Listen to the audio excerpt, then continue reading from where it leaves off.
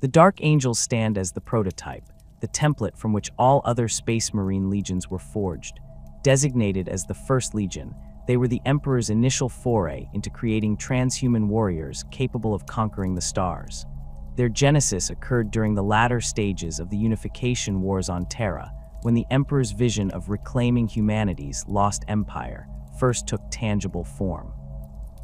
The warriors who would become the Dark Angels were selected from the most formidable fighters on Terra, chosen not merely for their physical prowess, but for their unwavering loyalty and adaptability.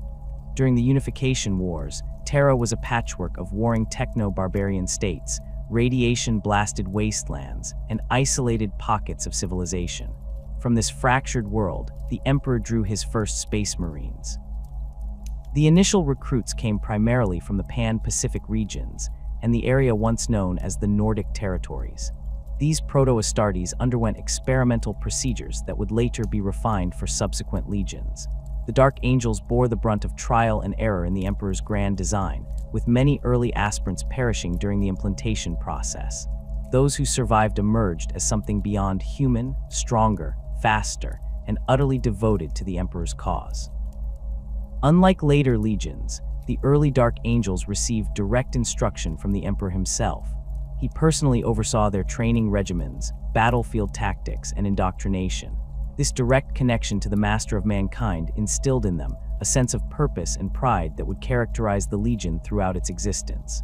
The Emperor imparted not just martial knowledge, but a philosophical framework centered on absolute loyalty and the pursuit of perfection in all endeavors. The Dark Angels' early martial traditions reflected their status as forerunners. They developed a comprehensive approach to warfare that balanced flexibility with overwhelming force. Their combat doctrines emphasized adaptability, the ability to shift tactics mid-battle as circumstances required. This versatility would become a hallmark of the Legion, allowing them to excel in various combat environments from void warfare to planetary assaults. Before standardization across the legions, the Dark Angels established their own unique traditions. They adopted a hierarchical structure that would later influence other legions, with veteran warriors taking positions of authority and mentoring newer recruits. This system ensured continuity of knowledge and preserved battle wisdom through generations of warriors. The early Dark Angels also developed rituals of remembrance, honoring fallen brothers by recounting their deeds during solemn gatherings. These practices fostered brotherhood and reinforced their shared identity as the Emperor's first. The Dark Angels' wargear during this formative period reflected their premier status. They received the finest equipment produced in the Emperor's arsenals on Terra and Mars. Their armor, while primitive compared to later marks of power armor, represented the cutting edge of Imperial technology at the time. Their weapons were masterworks, crafted by the most skilled artisans in the Emperor's service. Many of these original pieces would later become revered relics, preserved through millennia as tangible connections to the Legion's origins. When the Great Crusade began in earnest around the year 800 of the 30th millennium, the Dark Angels led the charge into the stars. Operating directly under the Emperor's command, they served as the vanguard of humanity's reconquest. The early campaigns of the Great Crusade saw the Dark Angels facing a galaxy still reeling from the Age of Strife. They encountered lost human colonies, alien empires, and warp-tainted civilizations. Against each, they brought the Emperor's light with methodical precision. The Legion's approach to compliance reflected their status as the Emperor's prototype. They developed a systematic methodology for bringing worlds into the Imperial fold, first through diplomacy where possible, then through calculated displays of force when necessary. This approach would later be codified and adopted by subsequent legions. The Dark Angels prided themselves on achieving compliance with minimal civilian casualties when circumstances permitted, though they were equally capable of unleashing devastating force against intransigent foes. During these early years, the Legion operated without their Primarch. Lion El'Jonson, like his brother Primarchs, had been scattered across the galaxy by the machinations of the Chaos Gods. In the absence of their Gene Father, the Dark Angels forged their identity through shared experience and devotion to the Emperor's vision. The Legion's first Legion Master, whose name has been lost to Imperial records, established traditions of excellence and secrecy that would persist even after the discovery of the Lion. The Dark Angels' campaigns during this period took them to the farthest reaches of what would become the Imperium. They fought alongside the Emperor against the Orc empires of the Goro cluster, helping to dismantle one of the most significant Xenos threats of the early Crusade. They brought compliance to the Nephilim cluster, a collection of human worlds that had regressed to feudal technology during the Age of Strife. On Kamenka Ulazarna, they faced and defeated a technologically advanced human society that refused imperial rule, demonstrating their willingness to bring the Emperor's judgment against those who rejected reunification. The Legion's reputation grew with each victory. They became known for their discipline, adaptability, and unwavering resolve. Other early legions, such as the Luna Wolves and the Imperial Fists, measured their achievements against those of the first. This fostered a spirit of competition that drove all legions to greater heights, though the Dark Angels maintained their distinctive approach to warfare rather than emulating their cousins. Throughout these early campaigns, the Dark Angels accumulated artifacts and relics that would become central to their identity. The Lion's Helm, despite its name, predates the discovery of Lion El'Jonson. This magnificent artifact was gifted to the Legion by the Emperor himself, a masterwork of artificer craftsmanship featuring an ornate faceplate crafted to resemble a snarling lion. The helm contained sophisticated auto senses and communication equipment far beyond standard issue, allowing its wearer enhanced battlefield awareness.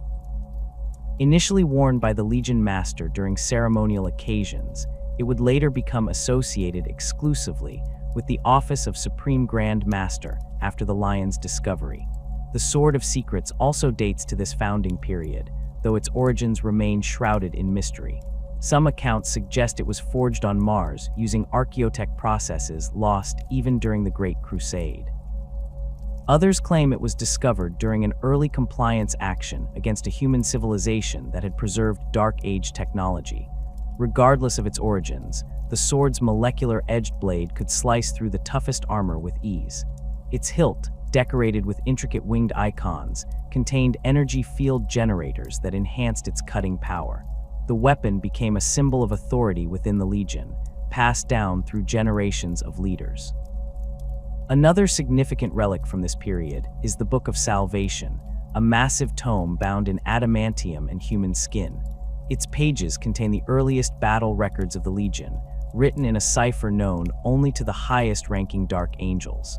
The book chronicles the Legion's victories during the Unification Wars and early Great Crusade, serving as both historical record and tactical manual. Sections of the book detail the Legion's original organization structure, combat doctrines, and the oaths sworn by the first Astartes to join its ranks. The Proteus Protocol, a data crystal of immense value, contains the original gene seed templates used to create the first Dark Angels. Preserved in a stasis field within a reliquary of gold and obsidian, the crystal provides insights into the Emperor's initial design for his transhuman warriors. The Legion guards this relic zealously, as it represents not just their heritage but potential vulnerabilities in their genetic makeup that could be exploited by enemies. As the Great Crusade progressed, the Dark Angels developed a distinctive aesthetic that set them apart from later legions. Their armor bore stylized wing motifs, a design element that would remain consistent through their history. Their original Legion symbol, a winged sword against a field of darkness, represented their role as the Emperor's executioners, bringing swift judgment to those who opposed reunification. Their battle banners, handcrafted on Terra before the Crusade began, displayed intricate heraldry that told the story of their earliest victories. The organizational structure of the pre-Primarch Dark Angels established patterns that would influence all subsequent legions. They divided their forces into specialized formations, each dedicated to mastering particular aspects of warfare. The destroyer cadres specialized in toxic and radiation weapons, bringing apocalyptic destruction to particularly resistant foes. The Dreadwing formations focused on siege warfare, equipped with plasma weapons and melta-bombs capable of reducing fortifications to slag. The Ironwing companies operated the Legion's heaviest armor, from land raiders to the rare Fellblade super heavy tanks. This specialization allowed the Legion to respond effectively to any battlefield challenge, deploying the precise force needed for each engagement. Despite their status as the First Legion, the Dark Angels maintained a culture of secrecy even during these early years. Their inner workings remained obscure to outsiders, with operational details shared on a need-to-know basis, even with other Imperial forces. This tendency toward compartmentalization would later become more pronounced, but its roots trace back to their founding as the Emperor's prototype. The first Dark Angels understood their unique position as test subjects in the Astartes creation process, bearing genetic modifications that were experimental and potentially unstable. This knowledge fostered a protective insularity that became ingrained in their Legion culture. The Dark Angels' relationship with the Mechanicum of Mars developed during this formative period. As the First Legion, they received priority access to newly developed weapons and equipment. This privileged status led to the formation of bonds between Legion Tech Marines and Martian Tech Priests that would persist throughout the Great Crusade. The Dark Angels accumulated technological marvels that other legions would not receive until much later, including early patterns of plasma weapons, teleportation arrays, and grav technology. The dense forests of Caliban held many secrets beneath their perpetual twilight canopy. When the infant Primarch's gestation pod crashed through the atmosphere and embedded itself in the ancient woodland, it added one more mystery to a world already teeming with danger. The exact location of Lion El'Jonson's landing remains unknown, lost in the subsequent destruction of Caliban, but Imperial scholars believe it occurred near the northern frontier regions, far from the scattered fortresses of human civilization.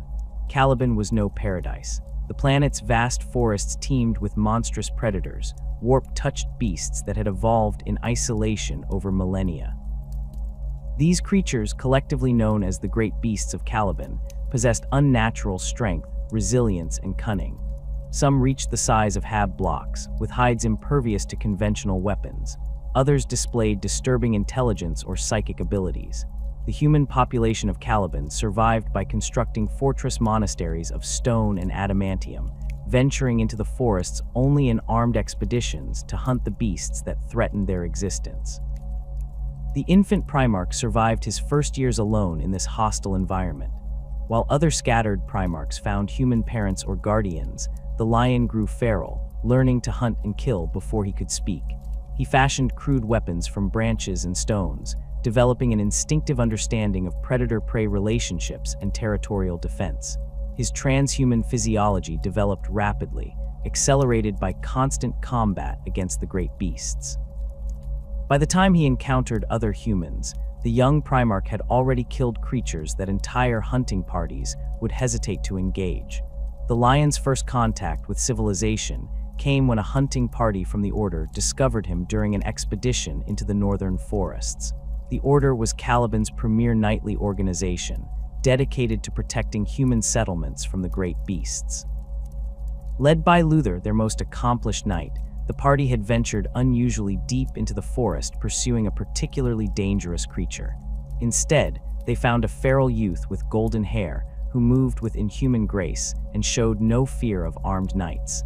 Luther's decision to bring the wild child back to the Order's fortress monastery altered the course of Calibanite history. Though some knights argued for leaving the feral youth in the forest, Luther recognized something extraordinary in the boy's eyes, an intelligence and potential that transcended his savage appearance. This moment established the complex relationship between Luther and the lion that would shape both their destinies. Luther, childless himself, took personal responsibility for the boy's integration into society. The knights named him Lion El'Jonson, the lion, son of the forest, in the old Calibanite tongue. The name acknowledged both his feral origins and the leonine quality of his features and mane like golden hair. Under Luther's patient tutelage, the lion learned language, social customs, and the martial traditions of the Order with astonishing speed. His transhuman mind absorbed knowledge at a rate that amazed his teachers, mastering in weeks what took others years to learn.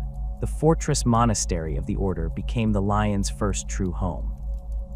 The structure itself was a marvel of Calibanite architecture, built during the dark age of technology when the planet was first colonized. Its central keep rose hundreds of meters above the surrounding forest, with walls of adamantium-reinforced stone designed to withstand attacks from the largest great beasts.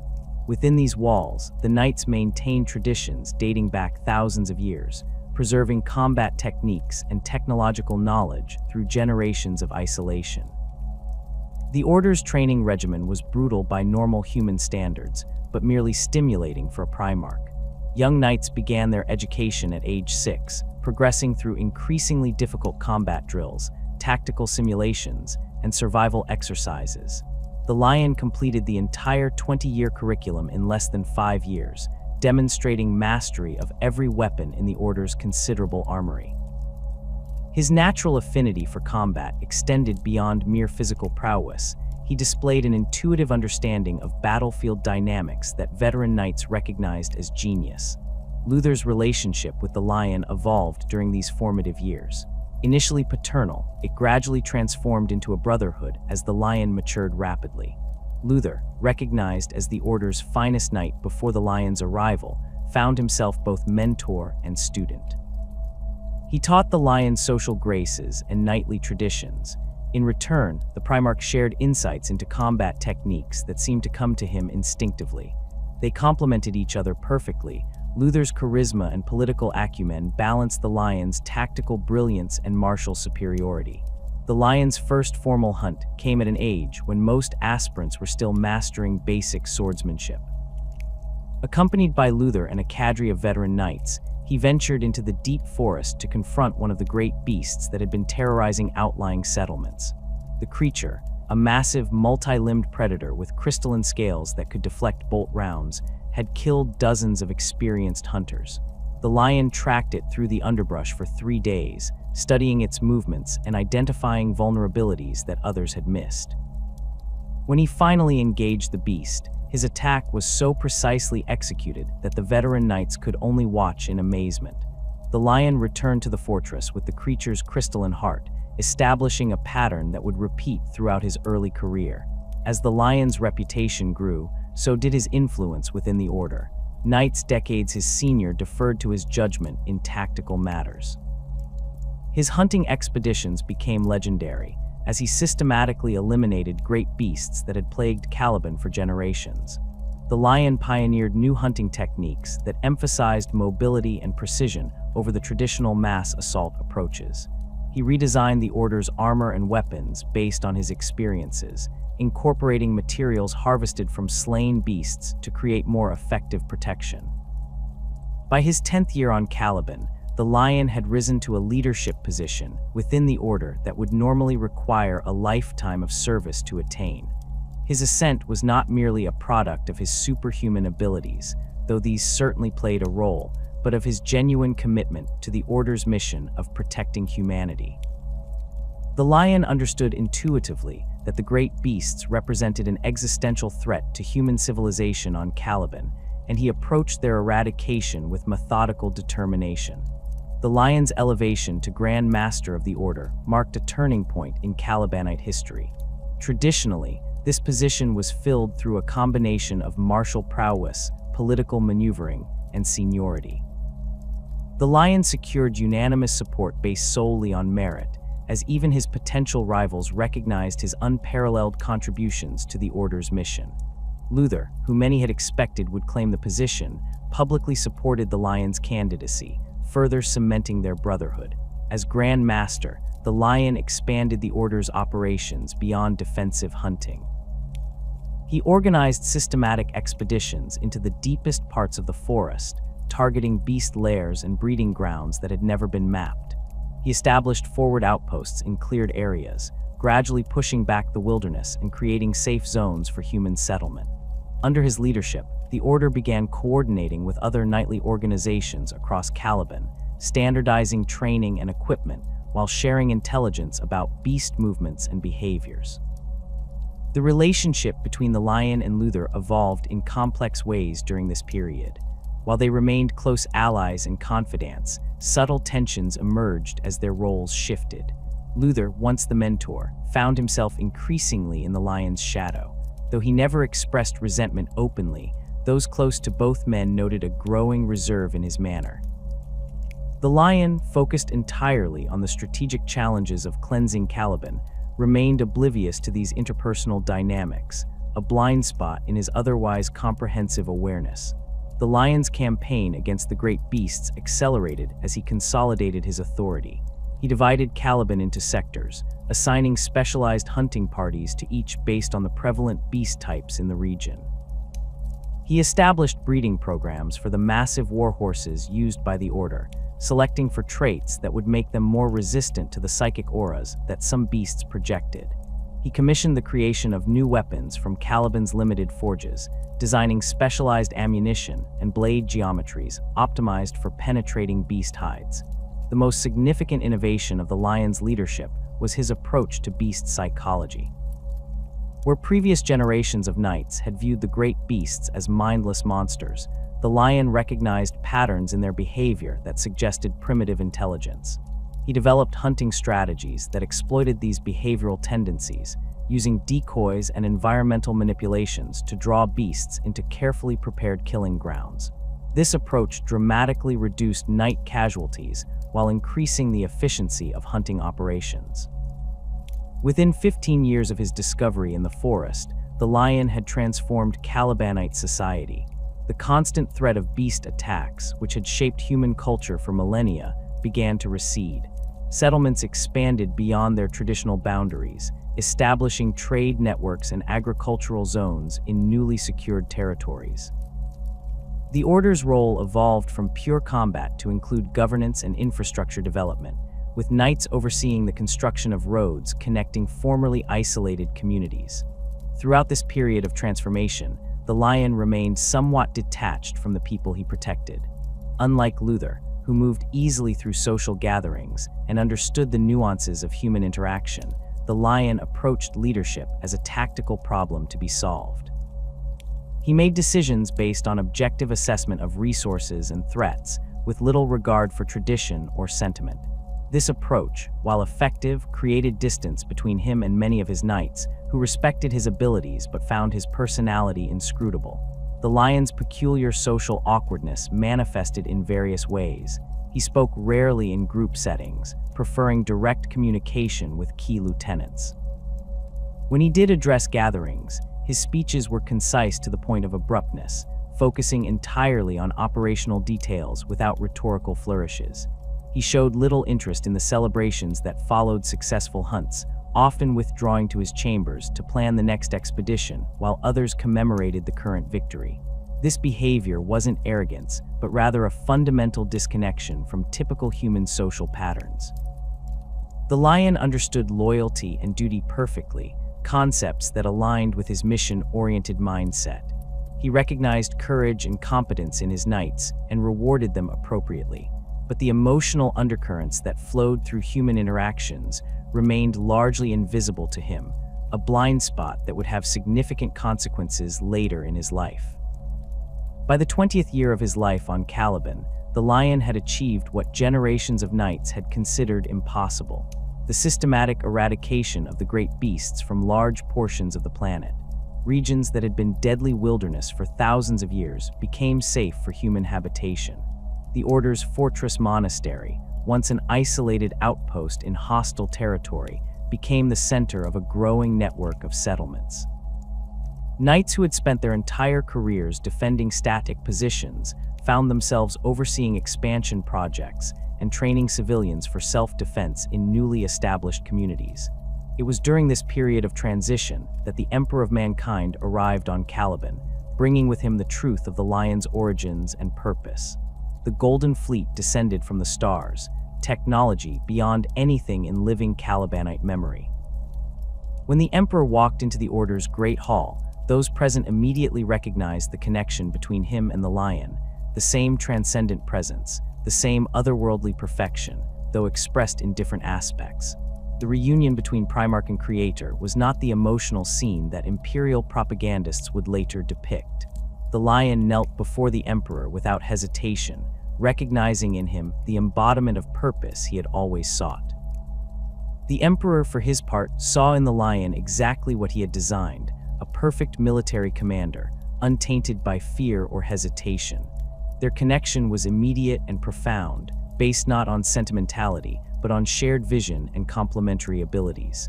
The Emperor's arrival on Caliban marked the beginning of a new chapter for both the Lion and his warriors. When the massive Imperial expedition fleet entered the system, the people of Caliban witnessed the night sky transformed by thousands of vessels that dwarfed anything in their limited void-faring experience. The Emperor came not as a conqueror, but as a father reclaiming his son, bringing with him the Dark Angels Legion that had fought for decades without their Primarch. The reunion between the Lion and his Gene sons occurred in the grand fortress monastery of the Order. Veteran Terran Astartes, who had fought across hundreds of worlds, knelt before their Gene father with weapons presented in ancient Terran tradition. For these warriors, seeing their Primarch was the fulfillment of a promise made when they first received his Gene seed. The Lion inspected his legion with characteristic thoroughness, assessing their equipment, organization, and battle records with analytical precision. In the aftermath of this reunion, the Emperor decreed that the warriors of the Order would be tested for compatibility with Astartes' implantation. Luther was among the first to undergo the process, though like many who received the augmentations as adults, he never became a true Space Marine. Instead, he and other Calibanite knights became pseudo-Astartes, enhanced beyond normal human capabilities, but falling short of full transhuman status. This distinction, though seemingly minor at the time, planted seeds that would later bear bitter fruit. The integration of Calibanite and Terran Dark Angels created initial friction. The Terran veterans had developed their own traditions and battle doctrines during the early Great Crusade, while the Calibanite recruits brought with them the knightly customs of their homeworld. The Lion recognized this cultural divide and addressed it directly, selecting aspects from both traditions to create a unified Legion identity.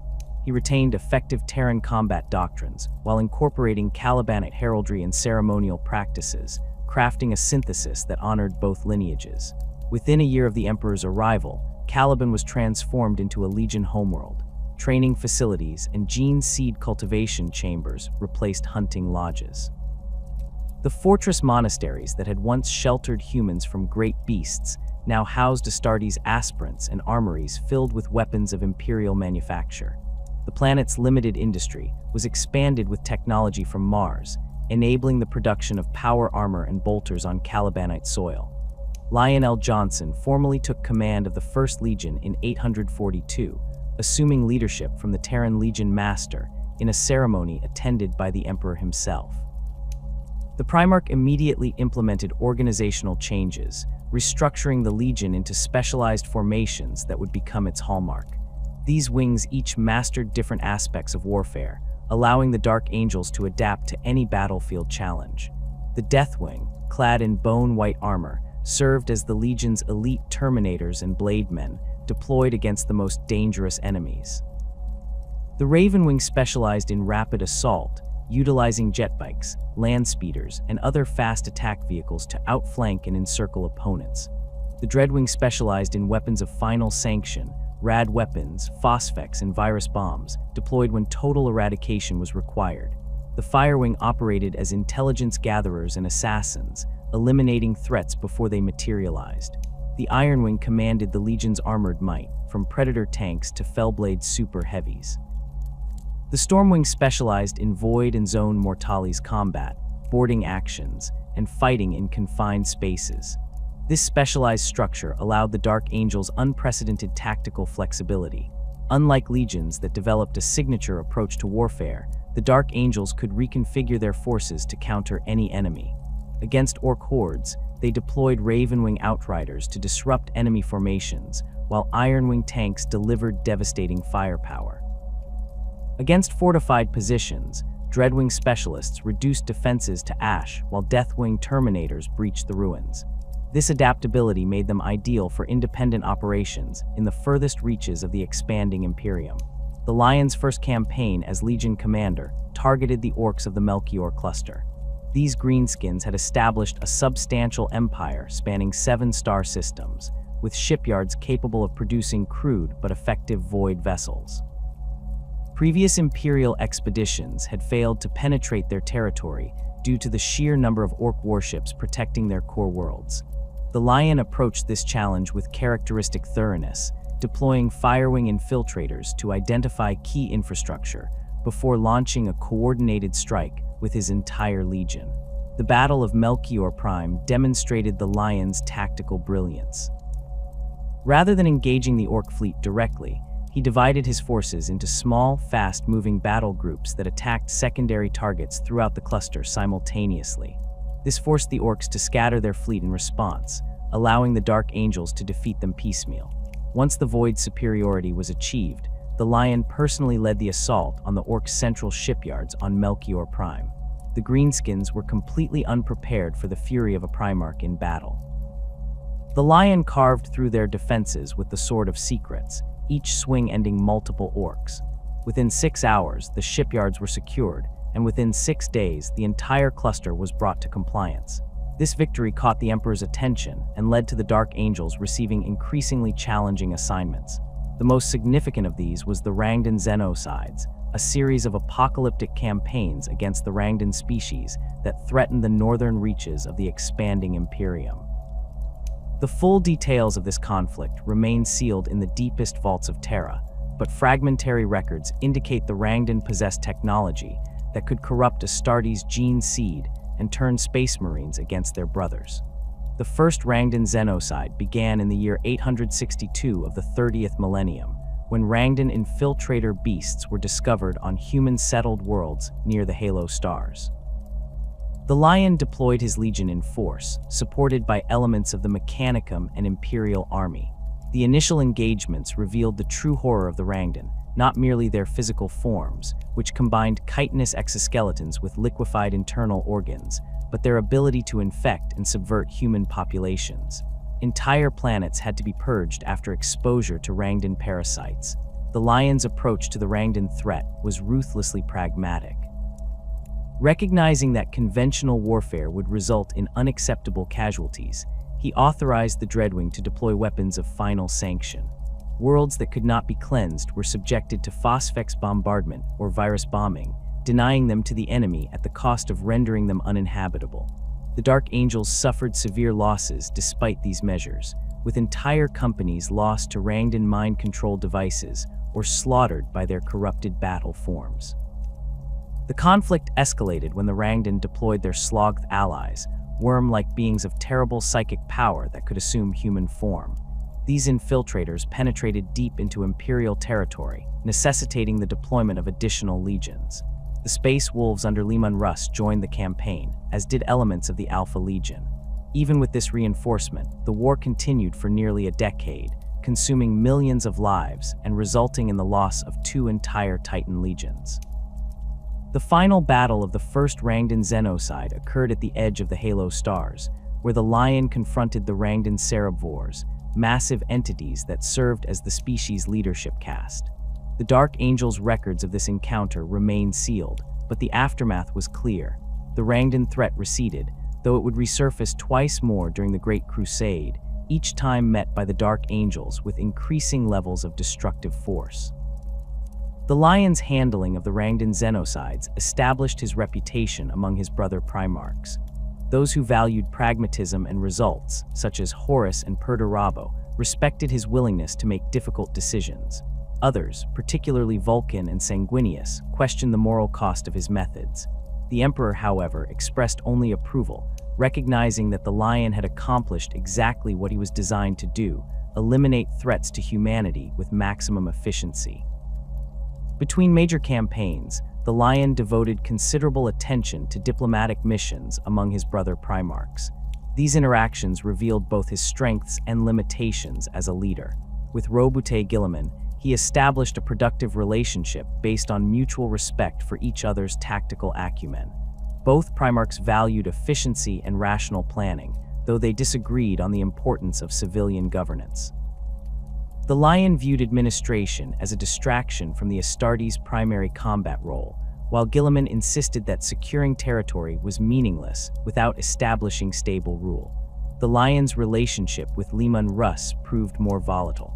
Their first meeting occurred during the aftermath of the Rangdan Xenocides, when both legions were recovering from significant losses. What began as a formal exchange of battle honors deteriorated when Russ made a dismissive comment about the Dark Angel's secretive nature. The Lion, never one to tolerate perceived disrespect, responded with a cutting remark about the Space Wolves' lack of discipline. The situation escalated until the two Primarchs came to blows in what witnesses described as a devastating exchange that lasted for hours, demolishing an entire wing of the Imperial Palace where they were meeting. The fight ended without a clear victor when both Primarchs suddenly broke into laughter, recognizing the absurdity of their conflict. This established a pattern in their relationship, periods of intense rivalry punctuated by moments of genuine brotherhood. With Perturabo, the Lion formed an alliance based on shared military interests.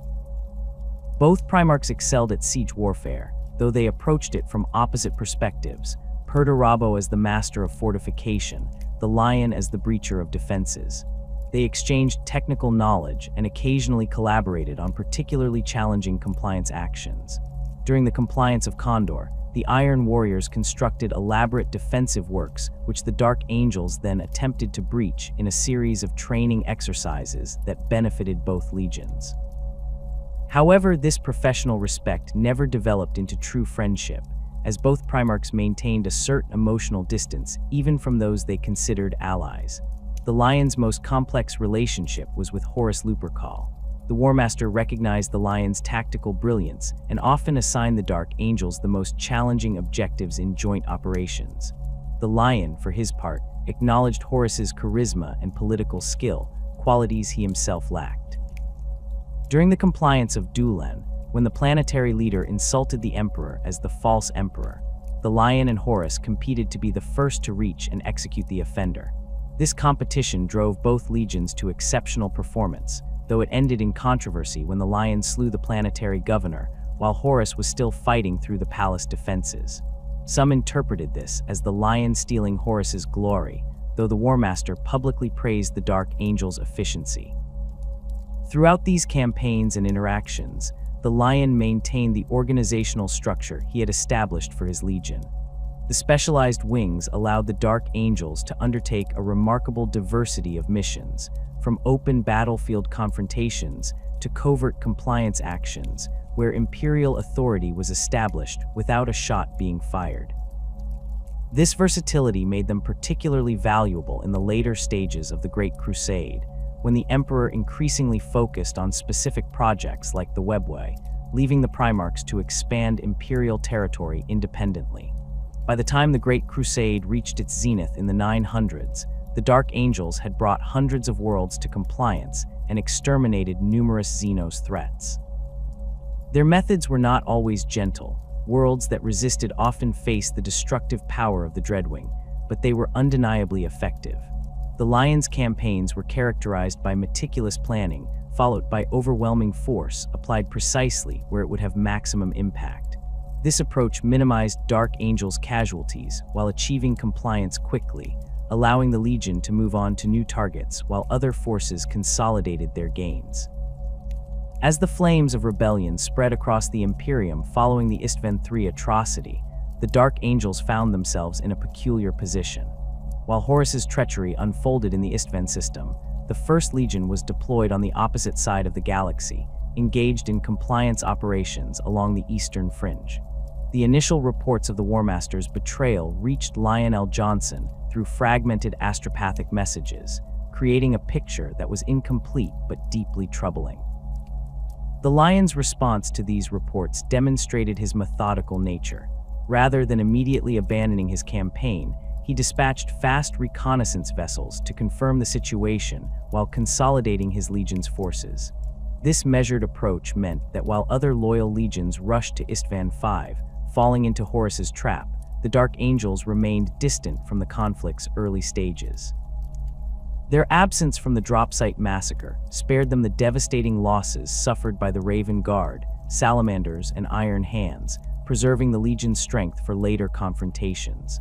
By the time the full extent of Horus's betrayal became clear, the strategic situation had evolved dramatically.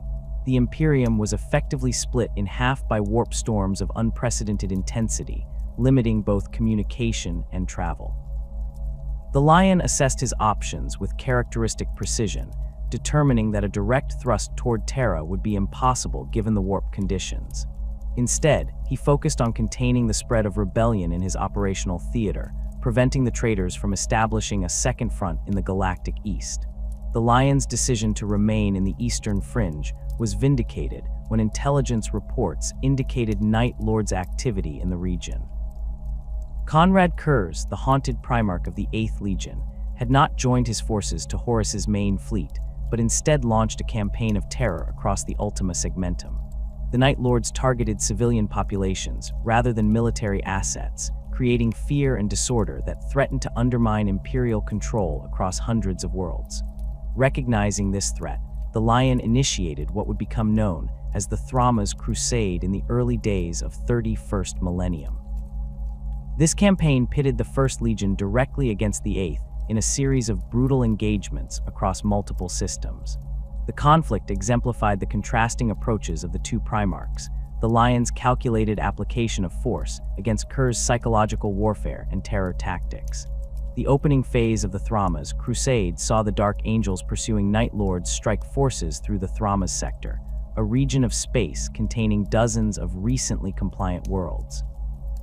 The Night Lords operated in small, fast-moving groups, striking vulnerable targets before disappearing into the void.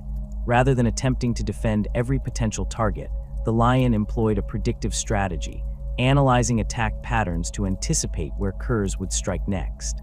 This approach led to the first major engagement at Sheol, an industrial world whose manufacturing capacity was vital to Imperial supply lines. The Lion deployed elements of the Deathwing in ambush positions throughout the planet's major cities, while Ravenwing squadrons patrolled the surrounding void.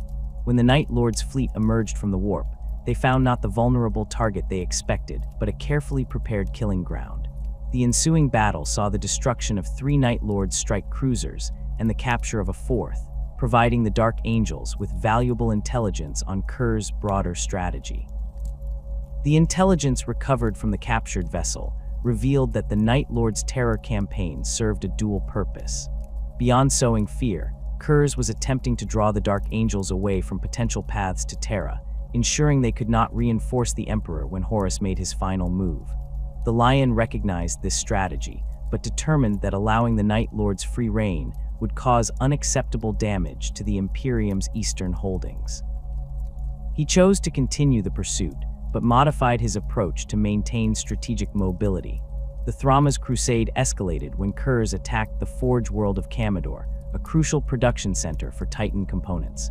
The Night Lord's Primarch led this assault personally, demonstrating his terrible combat prowess as he slaughtered the planet's defenders. The Lion arrived with the Dark Angels' main fleet just as Kurz was consolidating his control of the Forge complexes. What followed was one of the most brutal urban conflicts of the early Heresy, as Dark Angels' breacher squads cleared manufacturing halls room by room, facing Night Lords' ambushes at every turn. The battle for Kamador culminated in the first direct confrontation between the two Primarchs. They met in the central Forge Temple, a vast cathedral-like structure filled with massive machinery and rivers of molten metal.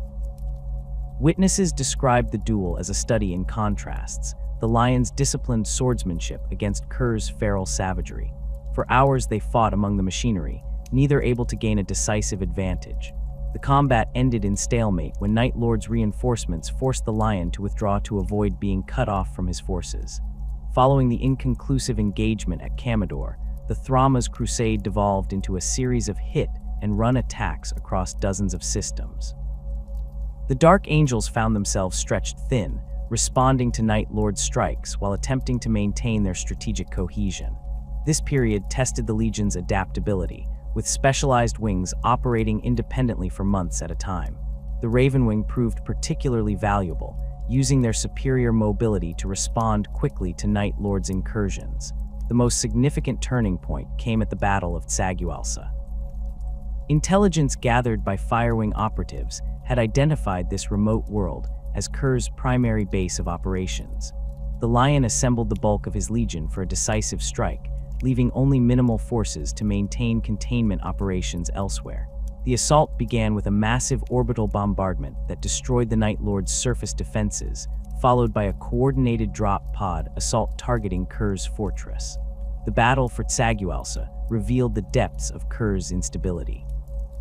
The Night Haunter had transformed his fortress into a grotesque gallery of torture and death, with the skinned bodies of loyal Imperial citizens displayed in macabre tableaus. Dark Angel's veterans who breached the inner sanctum found data logs and tactical displays suggesting that Kerr's campaign had been largely improvisational rather than strategically planned, driven more by his apocalyptic visions than military logic. The Lion personally led the final assault on Kerr's command center, determined to end the Night Haunter's threat permanently. Their second duel proved even more vicious than their first encounter. Kerr's, seemingly anticipating defeat, fought with nihilistic abandon, while the Lion maintained his disciplined approach. The combat reached its climax when the Lion inflicted a severe head wound on his brother, driving his sword through Kerr's skull. Against all expectations, the Night Haunter survived this seemingly fatal blow, though grievously wounded. In the confusion that followed, Kerr's managed to escape through hidden passages in his fortress, evading the Dark Angel's pursuit. With Kerr's wounded and his legion scattered, the immediate threat of the Night Lords was contained. The Lion now faced a strategic decision: continue pursuing the remnants of the 8th Legion or redirect his forces toward Terra. Reports from across the galaxy indicated that Horus was advancing on the throne world, with loyal forces rallying to its defense.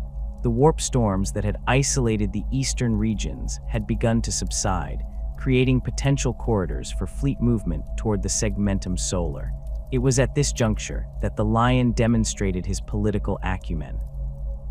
Rather than simply abandoning the Thramas sector, he established a network of monitoring stations and rapid response forces drawn from the Imperial Army, ensuring that any resurgence of Night Lord's activity would be detected and contained.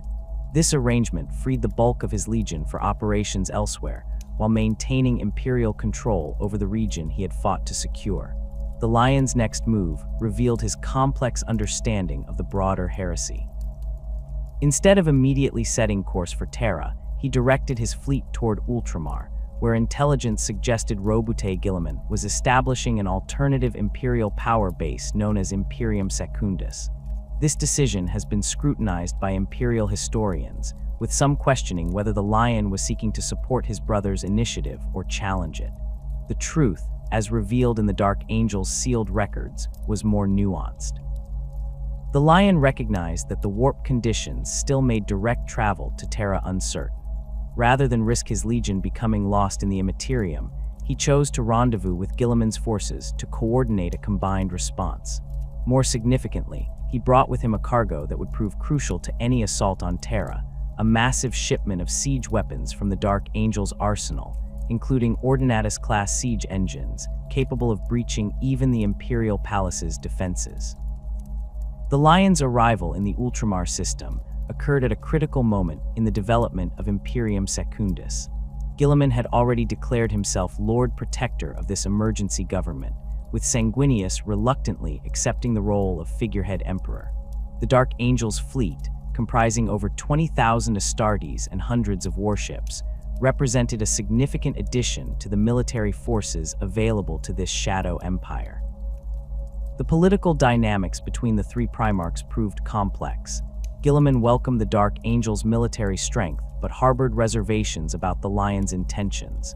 Sanguinius, whose psychic gifts gave him insight into his brother's characters, served as mediator between them.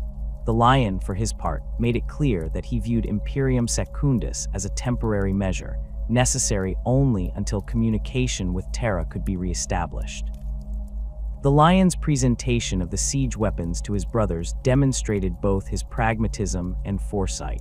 These massive engines of destruction, Leviathan siege drills, Typhon heavy siege tanks, and rare Ordinatus weapons platforms, represented the most potent concentration of siege equipment outside the Iron Warriors Legion.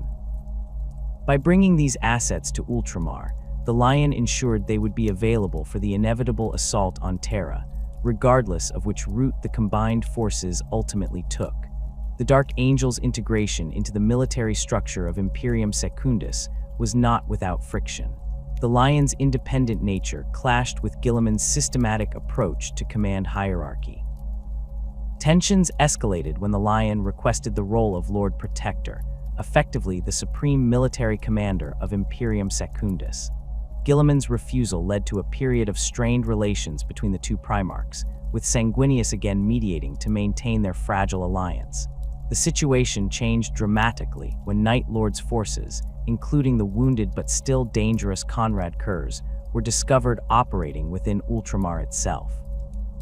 The Lion immediately claimed responsibility for hunting down his old adversary, seeing it as a continuation of the Thrama's crusade. This mission gave the Dark Angels a defined role within Imperium Secundus, while allowing the Lion to operate with the autonomy he preferred. The hunt for Kurz through the cities of Macragge demonstrated the Dark Angels' adaptability. The Ravenwing deployed their unique tracking capabilities, while Deathwing kill teams stood ready to engage once the Night Haunter was located. The pursuit culminated in an ambush operation at the Fortress of Hera, where Kurz had infiltrated the heart of Guilliman's power. Though the Night Haunter escaped once again, the Dark Angels' efficient response earned them the respect of the Ultramarines defending their homeworld.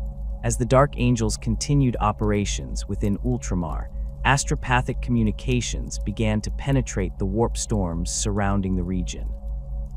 Fragmentary messages suggested that Terra still stood, with the Emperor alive and directing the defense of the throne world. This information fundamentally changed the strategic calculus for all three Primarchs. Imperium Secundus, conceived as a contingency against the fall of Terra, no longer served its purpose if the Emperor still ruled.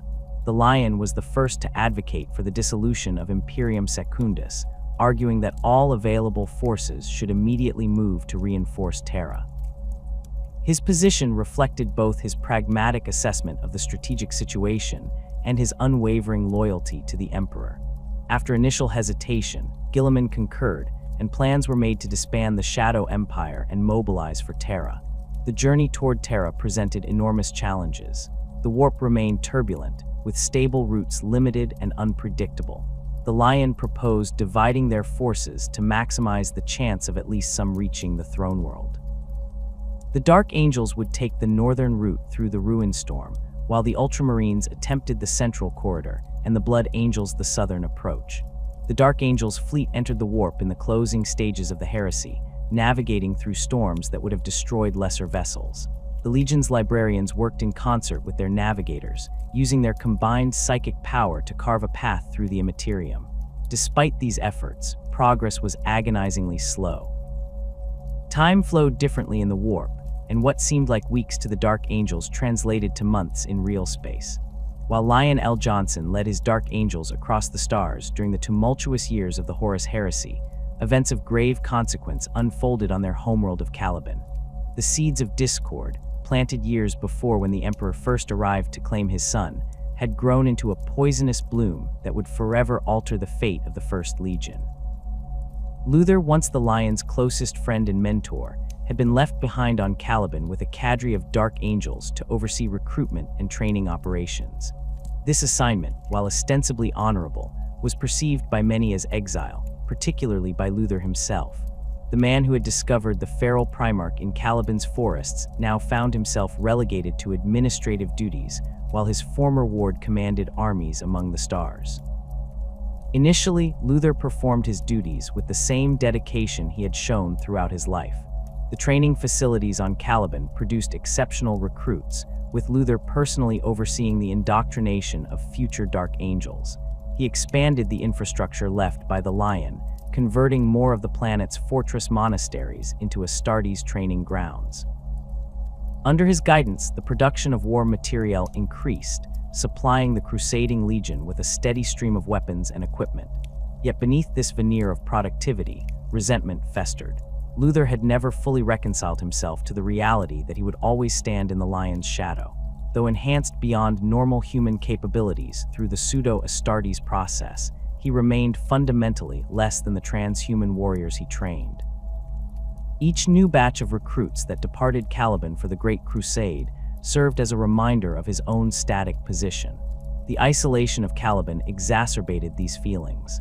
As the heresy erupted across the galaxy, warp storms disrupted astropathic communication, leaving Luther with only intermittent updates about the broader conflict. These fragmented reports created a distorted picture of events, with news of the Lion's campaigns arriving months or even years after they occurred. In this information vacuum, Luther's perspective began to warp.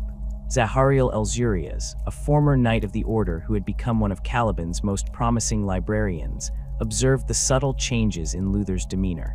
Where once he had spoken of the Lion with pride, he now made oblique references to missed opportunities and unrecognized potential. In private meetings with his inner circle, Luther questioned whether the Lion truly valued the contribution of his Calibanite brothers, or if he favored his Terran-born sons. The turning point came when Luther discovered ancient texts hidden deep within the fortress monastery of Al-Juruk. These tomes, preserved from the dark age of technology, contained forbidden knowledge about the entities that dwelled within the warp. Calibanite tradition had long held that the great beasts which had once infested their forests were touched by malevolent forces beyond mortal comprehension. The texts confirmed these beliefs, revealing that Caliban itself was tainted by warp energies that had influenced its evolution for millennia. More disturbing were the implications regarding the Lion himself. Having grown up in Caliban's forests, exposed to these same energies, how had the Primarch remained untainted? Some passages suggested that the Emperor had designed his Primarchs to interact with warp energies in controlled ways. Luther interpreted this as evidence that the Emperor had intended to create beings that straddled the line between humanity and the very forces that had corrupted Caliban. This revelation coincided with the arrival of emissaries from forces loyal to Horus.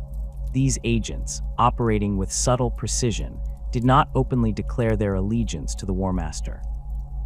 Instead, they presented themselves as representatives of an imperial faction concerned about the Emperor's increasingly draconian policies.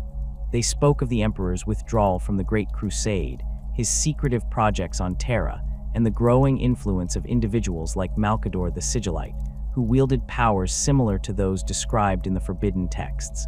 The emissaries found in Luther a receptive audience. His existing resentments, combined with the disturbing knowledge from the ancient texts, made him vulnerable to their manipulations. They suggested that the Lion's absence from the early stages of the conflict indicated not loyalty to the Emperor but political calculation, a desire to align himself with whichever faction proved victorious. This played directly into Luther's deepest insecurities about his former ward's character. Gradually, Luther began to consolidate power on Caliban. He promoted those who shared his growing suspicions and sidelined those who remained steadfastly loyal to the distant Primarch. The training of new recruits took on a different character, with greater emphasis placed on Calibanite traditions and less on the broader imperial doctrines. Luther spoke increasingly of Caliban's independence and self-sufficiency, suggesting that the planet had thrived for millennia before the Emperor's arrival and could do so again if necessary. The corruption spread beyond Luther's inner circle. Many of the Dark Angels on Caliban were older warriors who remembered the pre-imperial days, when the Order had ruled as an independent knightly organization. Others were newer recruits who had never left their homeworld, their perspective limited to Luther's carefully controlled information. Together, they formed a growing faction that viewed the absent Lion with suspicion rather than reverence. Not all on Caliban succumbed to this influence. A group of loyalists led by Chaplain Balath recognized the dangerous path Luther was treading. They attempted to send warnings to the Lion through any available channels, though the warp storms made such communication nearly impossible. When Luther discovered these efforts, he had the loyalists arrested and imprisoned in the deepest dungeons of Al-Juruk, claiming they were agents of an imperial faction seeking to undermine Caliban's autonomy. As news of Horus's advance on Terra reached Caliban, Luther made his final preparations. He ordered the planetary defense systems, significantly expanded under his direction, to be placed on high alert. Ancient weapons, some dating back to the Dark Age of technology, were reactivated and positioned around strategic locations. The fortress monasteries, once centers of recruitment and training, were converted into hardened military installations capable of withstanding orbital bombardment. The most ominous development was Luther's growing psychic power. The ancient texts had contained not just knowledge but techniques, methods for drawing upon the same warp energies that had empowered the great beasts. Luther, already enhanced beyond normal human capabilities, found that these techniques accelerated his development further. His strength increased, his tactical acumen sharpened, and he began to manifest abilities that bordered on the supernatural. Those closest to him noticed physical changes as well, a darkening of his eyes, an unnatural pallor to his skin, and moments where his voice seemed to resonate with power beyond his physical form. When the astropathic message announcing Horus's defeat at Terra reached Caliban, Luther faced a decision point. The War Master was dead, the rebellion crushed. Soon, the loyal legions would begin the process of reunification, bringing wayward worlds back into compliance. The Dark Angels, their Primarch still alive, would eventually return to their homeworld. Luther could still choose reconciliation, presenting his actions as necessary measures during a time of galactic crisis. Instead, influenced by the whispers that had taken root in his mind, Luther chose rebellion. He gathered his followers in the Great Hall of Al-Juruk and declared that Caliban would no longer recognize the authority of the distant emperor or his puppet primarchs. The planet would return to its traditional independence, with the Order, now composed of Luther's enhanced warriors, as its ruling body. Those who opposed this new direction were given a choice: pledge allegiance to Luther or face imprisonment, alongside the already incarcerated loyalists. The final corruption of Caliban occurred in the months that followed. Luther, drawing increasingly on forbidden knowledge, performed rituals that thinned the barrier between real space and the warp across the planet. The forests, once cleansed of great beasts by the lion, saw new monstrosities emerge from the shadows.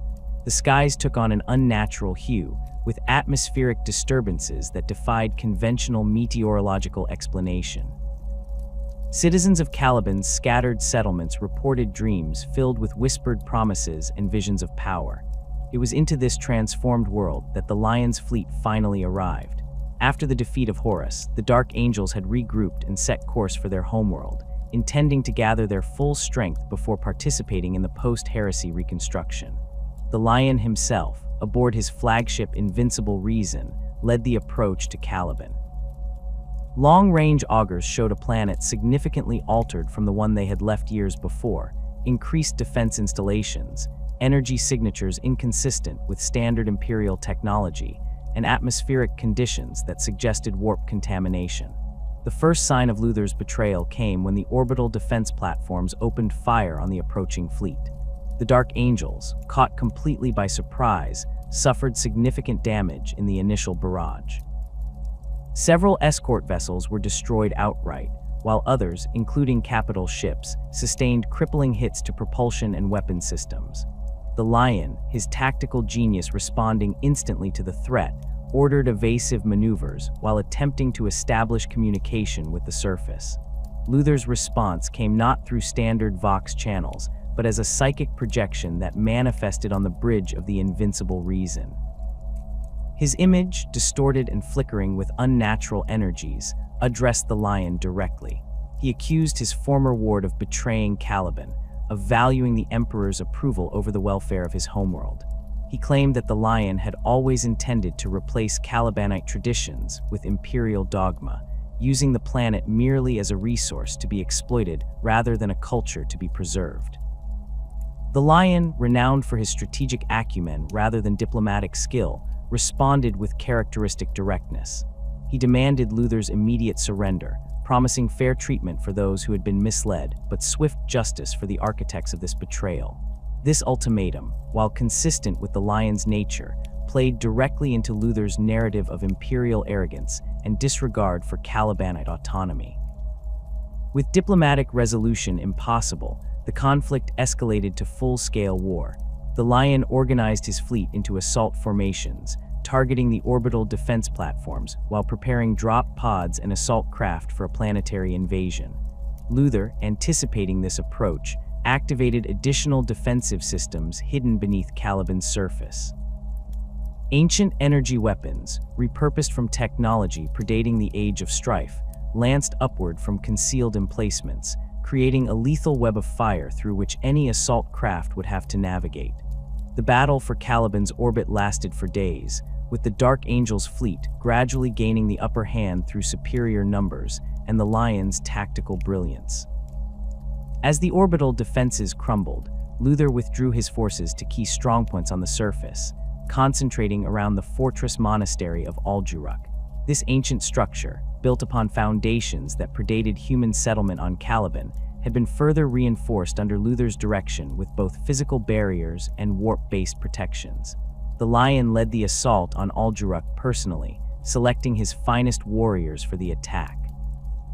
Deathwing Terminators teleported directly into the outer courtyard, securing a perimeter, while Stormbird gunships delivered additional forces through the gaps in the defensive fire.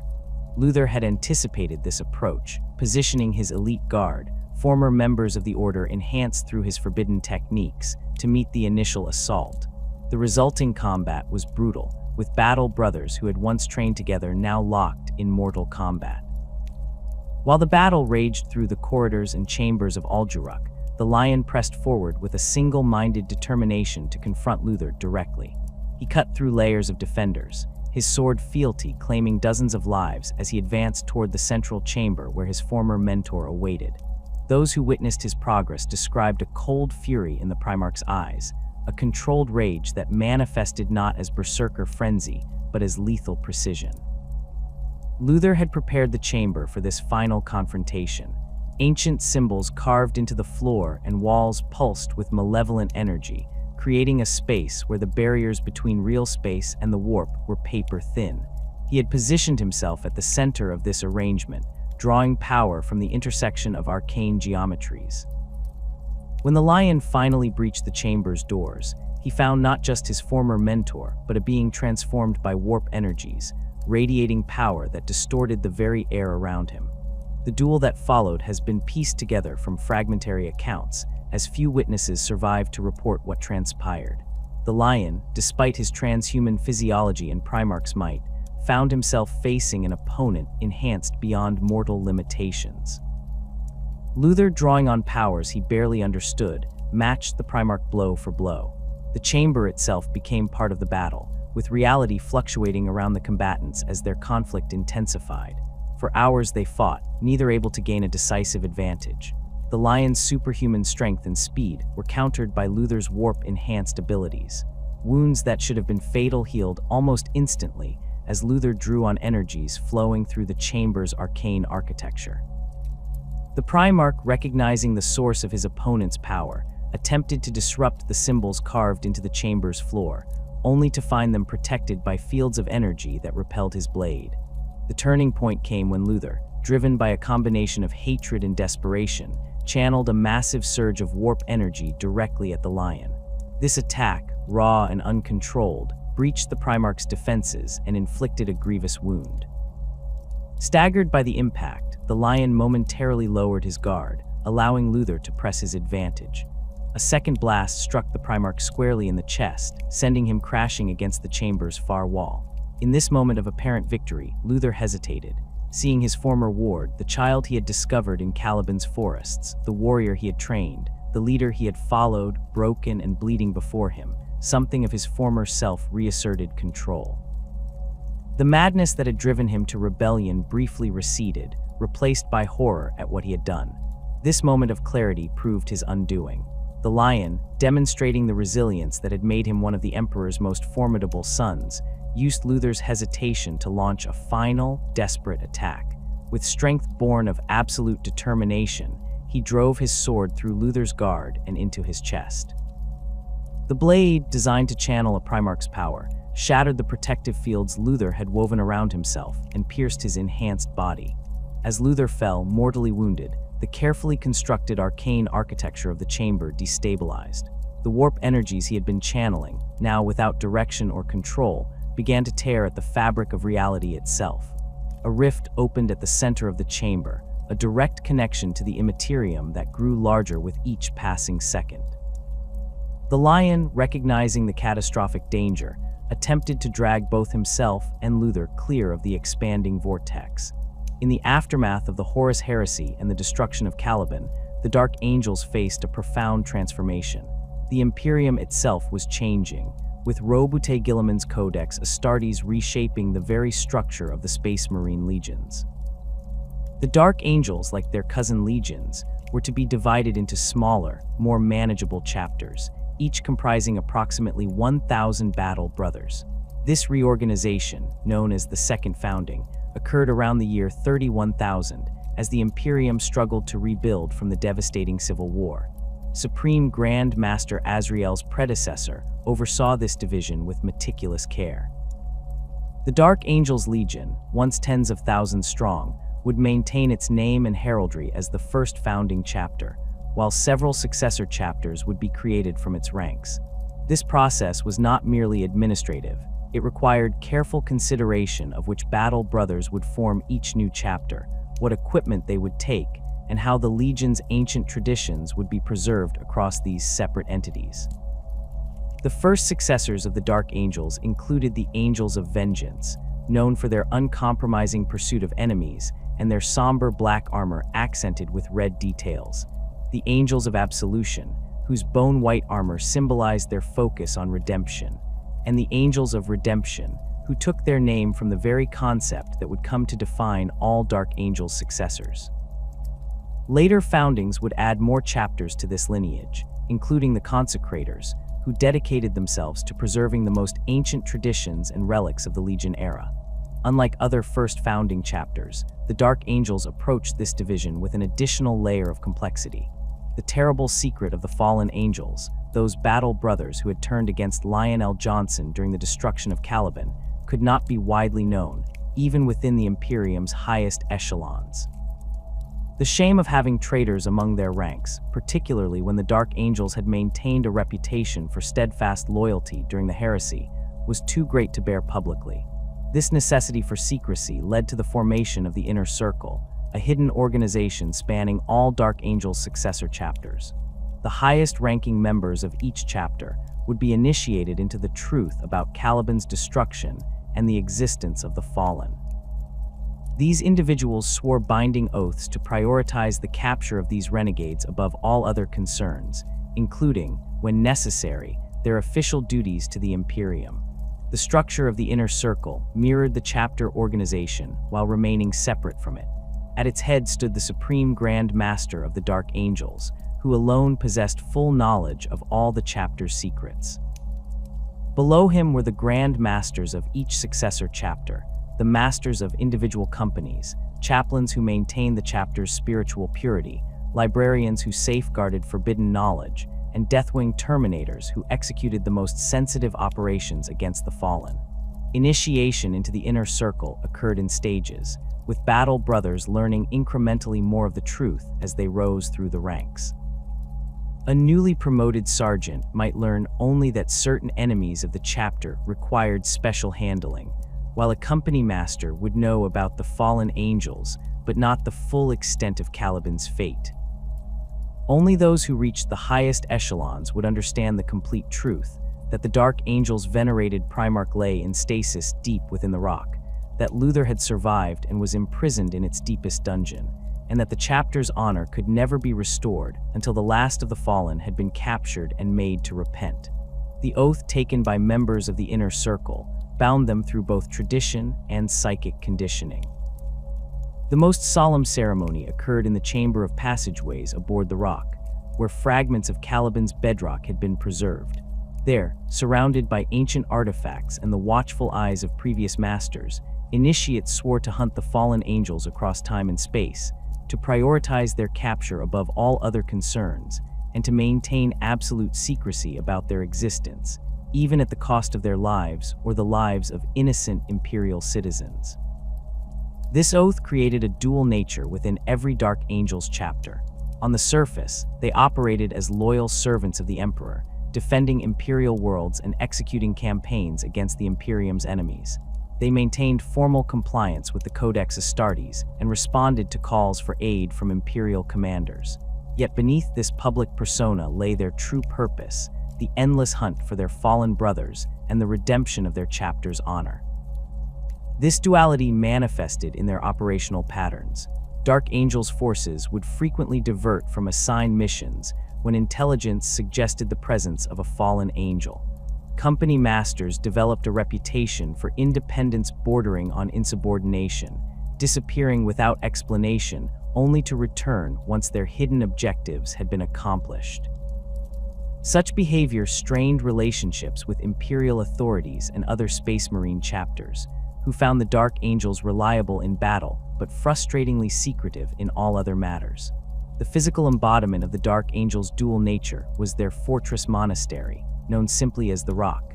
This massive asteroid, all that remained of Caliban after its destruction, had been hollowed out and transformed into one of the most formidable mobile fortresses in the Imperium. Its upper levels housed the chapter's training facilities, armories, and command centers, areas that visiting dignitaries might be permitted to see under carefully controlled circumstances. Deep within the Rock, however, lay chambers accessible only to the inner circle. These included the Librarium Prohibitum, containing texts dating back to the Legion's founding, the Hall of Swords, where weapons taken from captured fallen were displayed as grim trophies, and the Chamber of Passageways, where the most important inner circle rituals took place. Deeper still, beyond layers of security that would challenge even a Primarch, lay the cell where Luther himself was imprisoned, a broken man who alternated between periods of raving madness and profound remorse. The hunt for the Fallen began immediately after Caliban's destruction. The warp storm that consumed the planet had scattered these traitor Dark Angels across time and space, depositing them on distant worlds, sometimes centuries removed from their origin point. Some Fallen found themselves on feudal worlds, where their transhuman abilities made them godlike to the primitive inhabitants. Others emerged on hive worlds or forge worlds, where they could lose themselves among billions of inhabitants. A few, particularly cunning or fortunate, established new identities within Imperial organizations, including in some cases the Adeptus Terra itself. The methods used by the Inner Circle to track these individuals evolved over millennia. In the early centuries after the Second Founding, they relied primarily on chance encounters, Dark Angels' forces happening upon worlds where local legends spoke of immortal warriors or encountering individuals whose fighting styles betrayed Calibanite training. As the chapter developed, they established networks of human agents across the Imperium, merchants, pilgrims, and administratum functionaries who reported unusual activities or individuals matching certain descriptions. The Raven Wing, the second company of the Dark Angels chapter, became specialized in the initial stages of hunting the fallen. Mounted on swift bikes and land speeders, these highly mobile forces could respond quickly to reports and confirm whether a suspected individual was indeed a fallen angel. Once confirmation was obtained, the Deathwing, the elite first company clad in bone-white Terminator armor, would deploy to capture the target. This two-stage approach proved effective, allowing the chapter to maintain operational security while dedicating their most experienced warriors to the actual apprehension. The interrogation of captured fallen revealed the complex reality behind Caliban's fall. Not all who had sided with Luther did so out of malice or chaos corruption. Some genuinely believed they were protecting Calibanite traditions against Imperial homogenization. Others had been manipulated through Luther's charisma and half-truths about the Lion's intentions. A few had simply been in the wrong place at the wrong time, trapped on Caliban when the conflict erupted without ever actively choosing a side. This understanding did not diminish the Dark Angels' determination to capture every last fallen, but it did influence how they processed these prisoners. The interrogator chaplains, specialists in extracting confessions, developed protocols to distinguish between the truly corrupted and those who had been misled. The former faced execution after their confession, their gene seed destroyed to prevent its corruption from spreading. The latter, if truly repentant, might be granted the Emperor's peace, a clean death that acknowledged their return to loyalty, with their names recorded in the chapter's Book of Salvation. The successors of the Dark Angels, collectively known as the Unforgiven, maintained this dual mission across the millennia, though each chapter developed its own distinct combat doctrines and cultural nuances. All remained united in the hunt for the fallen. The Angels of Vengeance became known for their particularly uncompromising approach, pursuing suspected fallen with a single-mindedness that sometimes bordered on obsession. The Angels of Absolution, while equally dedicated to the hunt, developed a theological position that their chapter had already atoned for the sins of their ancestors through their loyal service, a view quietly disputed by other Unforgiven chapters. The Consecrators took a different approach, focusing on recovering Dark Angel's relics lost during Caliban's destruction.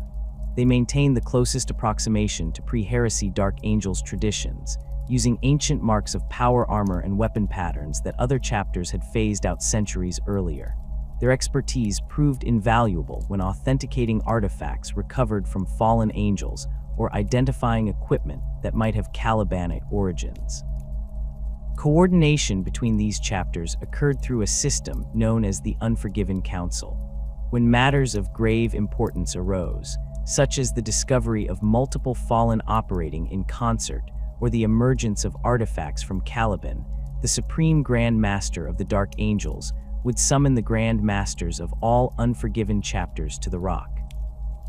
These councils were rare, sometimes with centuries passing between gatherings, but they ensured that the hunt for the fallen remained a unified effort despite the organizational separation of the chapters. The 41st millennium brought new challenges for the Unforgiven. The Great Rift that split the galaxy following the fall of Cadia disrupted their carefully established intelligence networks and complicated coordination between chapters. Fallen angels who had hidden for millennia found themselves exposed by warp disturbances or empowered by the increased flow of chaos energies into real space. Some began actively working with chaos forces, while others emerged as warlords leading human populations on worlds cut off from Imperial authority.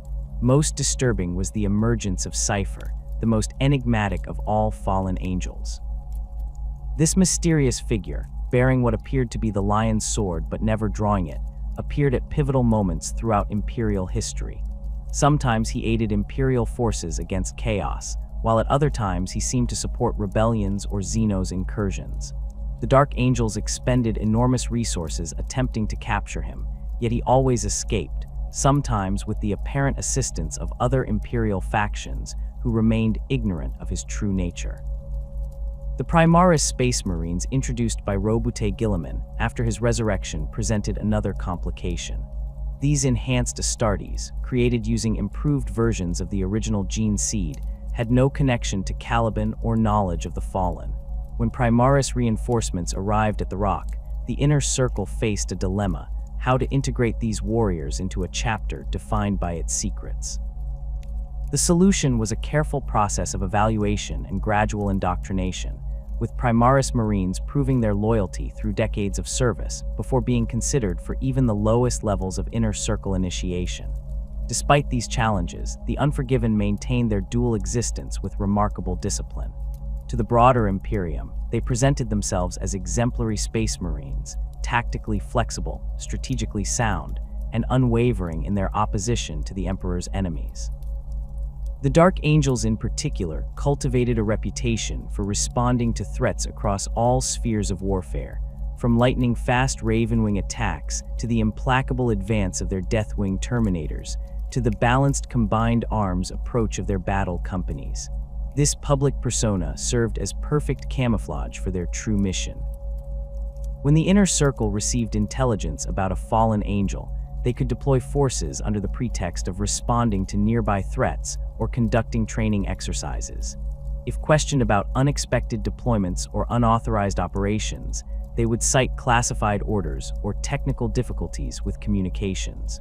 Over millennia, Imperial commanders learned that pressing the Dark Angels for explanations typically yielded nothing but frustration. The weight of this duality fell heaviest on the masters of the Unforgiven chapters. These individuals bore responsibility for both their chapter's official duties and the secret hunt for the fallen. They had to balance resource allocation, ensuring enough forces remained available for legitimate Imperial operations while still pursuing their hidden agenda. They made the difficult decisions about when to abandon Imperial citizens to pursue a fallen angel and when to let a fallen escape because the cost of capture would be too high.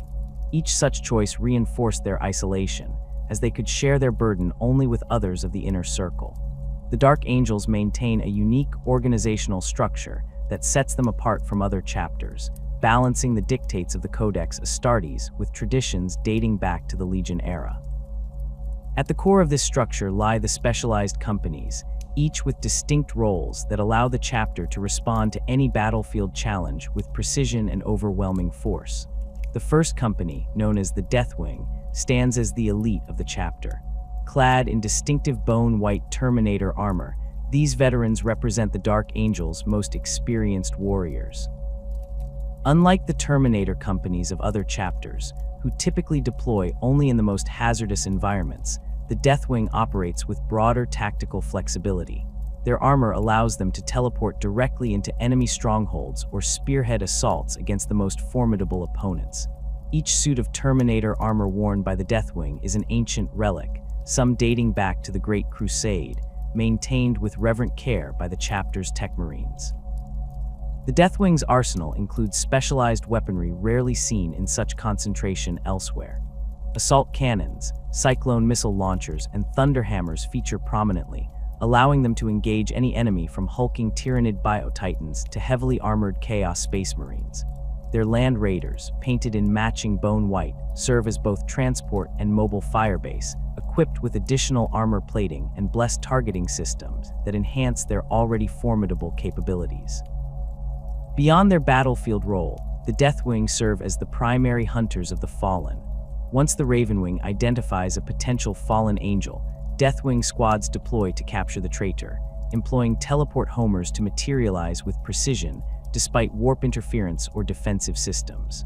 Their Terminator armor provides protection against both conventional weapons and the warp-enhanced abilities that some Fallen develop during their long exile. The second company, the Ravenwing, embodies speed and mobility. Every battle brother in this company trains extensively with bikes, land speeders, and aircraft, developing skills that allow them to execute complex maneuvers at speeds that would kill normal humans. Their vehicles, painted in distinctive black with white details, incorporate advanced gravitic stabilizers and reinforced frames to withstand the stress of combat operations at maximum velocity. Ravenwing bikers typically operate in squadrons of 3 to 6, armed with twin-linked bolters mounted on their bikes and personal weapons ranging from chainswords to plasma pistols. These squadrons serve as reconnaissance units, flanking elements, and pursuit forces, able to redeploy across a battlefield in minutes rather than hours. Landspeeder squadrons provide fire support with heavy weapons, including multi-meltas and assault cannons, hovering above terrain that would stop ground vehicles while delivering devastating firepower. The most distinctive vehicles in the Ravenwing arsenal are the Darkshroud and the Nephilim jet fighter. The Darkshroud, a modified landspeeder, projects a field of shadowy energy that obscures friendly forces from enemy sensors and psychic detection, particularly useful when hunting fallen angels who might possess enhanced senses or warp abilities. The Nephilim, designed specifically for the Dark Angels rather than adapted from standard STC patterns, combines exceptional speed with weapon systems optimized for air-to-ground strikes against priority targets. Like the Deathwing, the Ravenwing plays a crucial role in the hunt for the Fallen. Their speed allows them to respond quickly to reports of Fallen activity, while their specialized equipment helps track these elusive quarry across various environments. The Black Knights, elite veterans within the Ravenwing who ride plasma-equipped bikes, often lead these operations, coordinating directly with the Inner Circle to ensure that once found, no Fallen escapes justice. The 3rd through 5th companies serve as the chapter's battle companies, each maintaining a balanced force composition as prescribed by the Codex Astartes. These companies include 6 tactical squads, 2 assault squads, and 2 devastator squads, providing the tactical flexibility needed for extended campaigns. While lacking the specialization of the Deathwing or Ravenwing, these battle companies form the backbone of the chapter's combat operations, engaging in everything from planetary defense to spearheading crusades against the Emperor's enemies. The 6th and 7th companies consist primarily of tactical squads, serving as reserves that can reinforce the battle companies during extended conflicts. The 8th company specializes in assault tactics, while the 9th focuses on devastator operations with heavy weapons. The 10th company, as in all Codex-compliant chapters, houses the Scout Marines, initiates who have received their initial implants but not yet earned their place as full battle brothers. Above this company structure stands the Inner Circle's hierarchy, beginning with the Supreme Grand Master, who leads the entire chapter. This position, currently held by Azrael, carries authority beyond that of a typical chapter master. The Supreme Grand Master alone knows all the chapter's secrets, from the location of hidden armories dating back to the Great Crusade to the true condition of Lion El'Jonson within the rock. He serves as the final authority on all matters related to the fallen, determining which leads to pursue and allocating resources for these secretive operations. Below the Supreme Grand Master are the masters who command individual companies. The Grand Master of the Deathwing and the Grand Master of the Ravenwing hold special prominence, ranking just below Azrael in the chapter's command structure.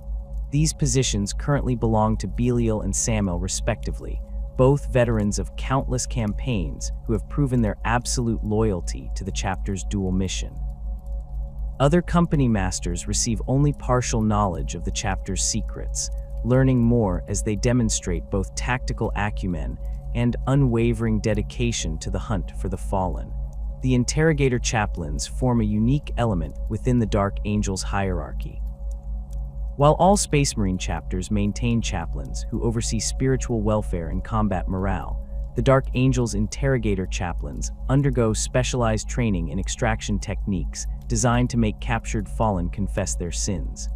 These grim warriors, identifiable by their black armor and skull-faced helmets, employ both physical and psychological methods to break even the most resilient captives. Their interrogation chambers deep within the rock contain ancient devices that can inflict precise pain while keeping subjects conscious and aware for extended periods. Despite their fearsome reputation, interrogator chaplains approach their duty with solemn purpose rather than sadistic pleasure.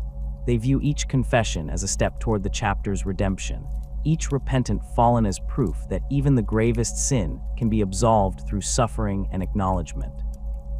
The most senior among them, Master Interrogator Chaplain Asmodai, has extracted more confessions than any other in the chapter's history, yet remains unsatisfied, driven by an almost fanatical determination to find and break the most elusive fallen. The Dark Angels' recruitment practices differ significantly from those of many chapters. Rather than drawing aspirants exclusively from a single world, they maintain recruitment operations across multiple death worlds in the Imperium Secundus sector near the rock. These planets, including Nox, Gathais II, and Pacina IV, feature environments ranging from toxic jungles to radiation-blasted wastelands, producing hardy candidates with natural survival instincts and resistance to environmental hazards. Recruitment expeditions, typically led by chaplains accompanied by battle brothers from the 10th Company, identify potential aspirants through observation rather than ritualized trials. They watch from concealment as adolescent males navigate deadly environments, overcome natural predators, and demonstrate resourcefulness with limited tools. Those who show exceptional promise are approached directly, while others may be subjected to additional challenges to confirm their suitability. Once selected, aspirants undergo initial testing aboard the rock to assess their physical capabilities, psychological resilience, and genetic compatibility with Dark Angel's gene seed. Those who pass enter a grueling training regimen that combines physical conditioning, weapons training, tactical education, and indoctrination into chapter traditions. This process typically lasts several years before aspirants receive their first gene seed implants and join the 10th Company as Scout Marines. Throughout this training, aspirants learn a carefully curated version of chapter history. They hear tales of Lion El'Jonson's leadership during the Great Crusade and the Dark Angel's loyalty during the Horus Heresy, but nothing of Caliban's destruction or the existence of the fallen. Only after years of service, upon promotion to the rank of sergeant or selection for the Deathwing or Ravenwing, do they begin to glimpse the chapter's true purpose. The Dark Angels maintain an extensive arsenal of specialized equipment and vehicles, much of it dating back to the Great Crusade or even earlier. The Deathwing's Terminator armor includes rare cataphracti and Tartaros pattern suits that incorporate archaeotech systems no longer reproducible by the Adeptus Mechanicus. These ancient suits feature enhanced field generators, reinforced armor plates at critical junctures, and integrated teleport homers that allow for precision deployment even in areas with significant warp interference. The Ravenwing's vehicles incorporate similar archaeotech enhancements. Their bikes feature specialized suspensor fields that allow for maneuvers that would destroy standard patterns, while their land speeders include sensor arrays capable of detecting the subtle warp signatures associated with fallen angels. The Black Knights, elite members of the Ravenwing, utilize plasma talons, specialized weapons that combine the devastating power of plasma technology with exceptional accuracy, allowing them to target specific systems or individuals without collateral damage. Perhaps the most distinctive vehicle in the Dark Angel's arsenal is the Nephilim jet fighter. Unlike the standard Lightning or Thunderbolt fighters used by most chapters, the Nephilim was designed specifically for the Dark Angels during the early 32nd millennium. Its wing configuration allows for exceptional maneuverability in atmosphere, while its avionics suite includes targeting systems optimized for tracking individual targets across various environmental conditions, a capability particularly useful when hunting fallen who might attempt to escape using civilian transports or environmental cover. The Dark Angel's plasma weapons deserve special mention. The chapter maintains unusually close ties with certain Forge worlds that specialize in plasma technology, resulting in access to variants that exhibit greater stability and power efficiency than standard Imperial patterns. Plasma incinerators, carried by Hellblaster squads, represent the pinnacle of this technology, capable of vaporizing even ceramite armor with sustained fire. The Ravenwing's plasma talons and the plasma cannons mounted on Deathwing land raiders benefit from similar enhancements, incorporating ancient stabilization techniques that reduce the risk of catastrophic overheating. Beyond weapons and vehicles, the Dark Angels possess numerous artifacts from their Legion days. The Sword of Secrets, wielded by Supreme Grand Master Azrael, contains power field generators of exceptional potency, allowing it to slice through virtually any material. The Lion Helm, also in Azrael's keeping, incorporates sensor arrays and communication systems that enhance battlefield awareness while projecting an aura of authority that strengthens the resolve of nearby battle brothers. The Shroud of Heroes, worn by particularly honored veterans during ceremonial occasions, contains microfilaments of archaeotech material that deflect both physical projectiles and energy weapons through mechanisms the Adeptus Mechanicus can no longer replicate. The most significant of these relics remain hidden within the deepest vaults of the rock, accessible only to the highest-ranking members of the Inner Circle. These include weapons designed during the Dark Age of technology, armor crafted for the Lion himself, and data crystals containing tactical information from the Great Crusade. Such artifacts emerge only in the dire circumstances, when the chapter faces existential threats, or when the hunt for particularly dangerous fallen requires capabilities beyond conventional equipment. The chapter's command structure, specialized companies, recruitment practices, and unique equipment all serve its dual purpose, defending the Imperium while hunting the fallen. This organizational framework has proven remarkably resilient across 10 millennia, allowing the Dark Angels to maintain their effectiveness as warriors of the Emperor, while pursuing their secret agenda. The specialized wings provide tactical flexibility that few other chapters can match, while the hierarchical nature of the Inner Circle ensures that knowledge of the fallen remains restricted to those with the experience and loyalty to handle such dangerous secrets. The pursuit of the fallen angels represents the Dark Angels' most sacred and secretive mission, one that has shaped their actions for 10 millennia. In the immediate aftermath of Caliban's destruction, as the Dark Angels struggled to reorganize their shattered legion, the first reports of anomalous space marines began to filter through Imperial channels. These warriors, bearing Dark Angels' heraldry but operating independently, appeared seemingly at random across the galaxy. Some emerged on feudal worlds, where their transhuman abilities allowed them to establish themselves as warlords or divine figures. Others materialized in the underhives of sprawling imperial cities, using their combat training to dominate criminal enterprises. The first confirmed capture of a fallen angel occurred in the year 14 of the 31st millennium, barely a decade after the heresy's conclusion. A squad of Dark Angels, responding to reports of unusual activity on the agri-world of Narsium II, encountered a warrior calling himself Astellan, once a respected chapter master, who had served since the Legion's earliest days on Terra.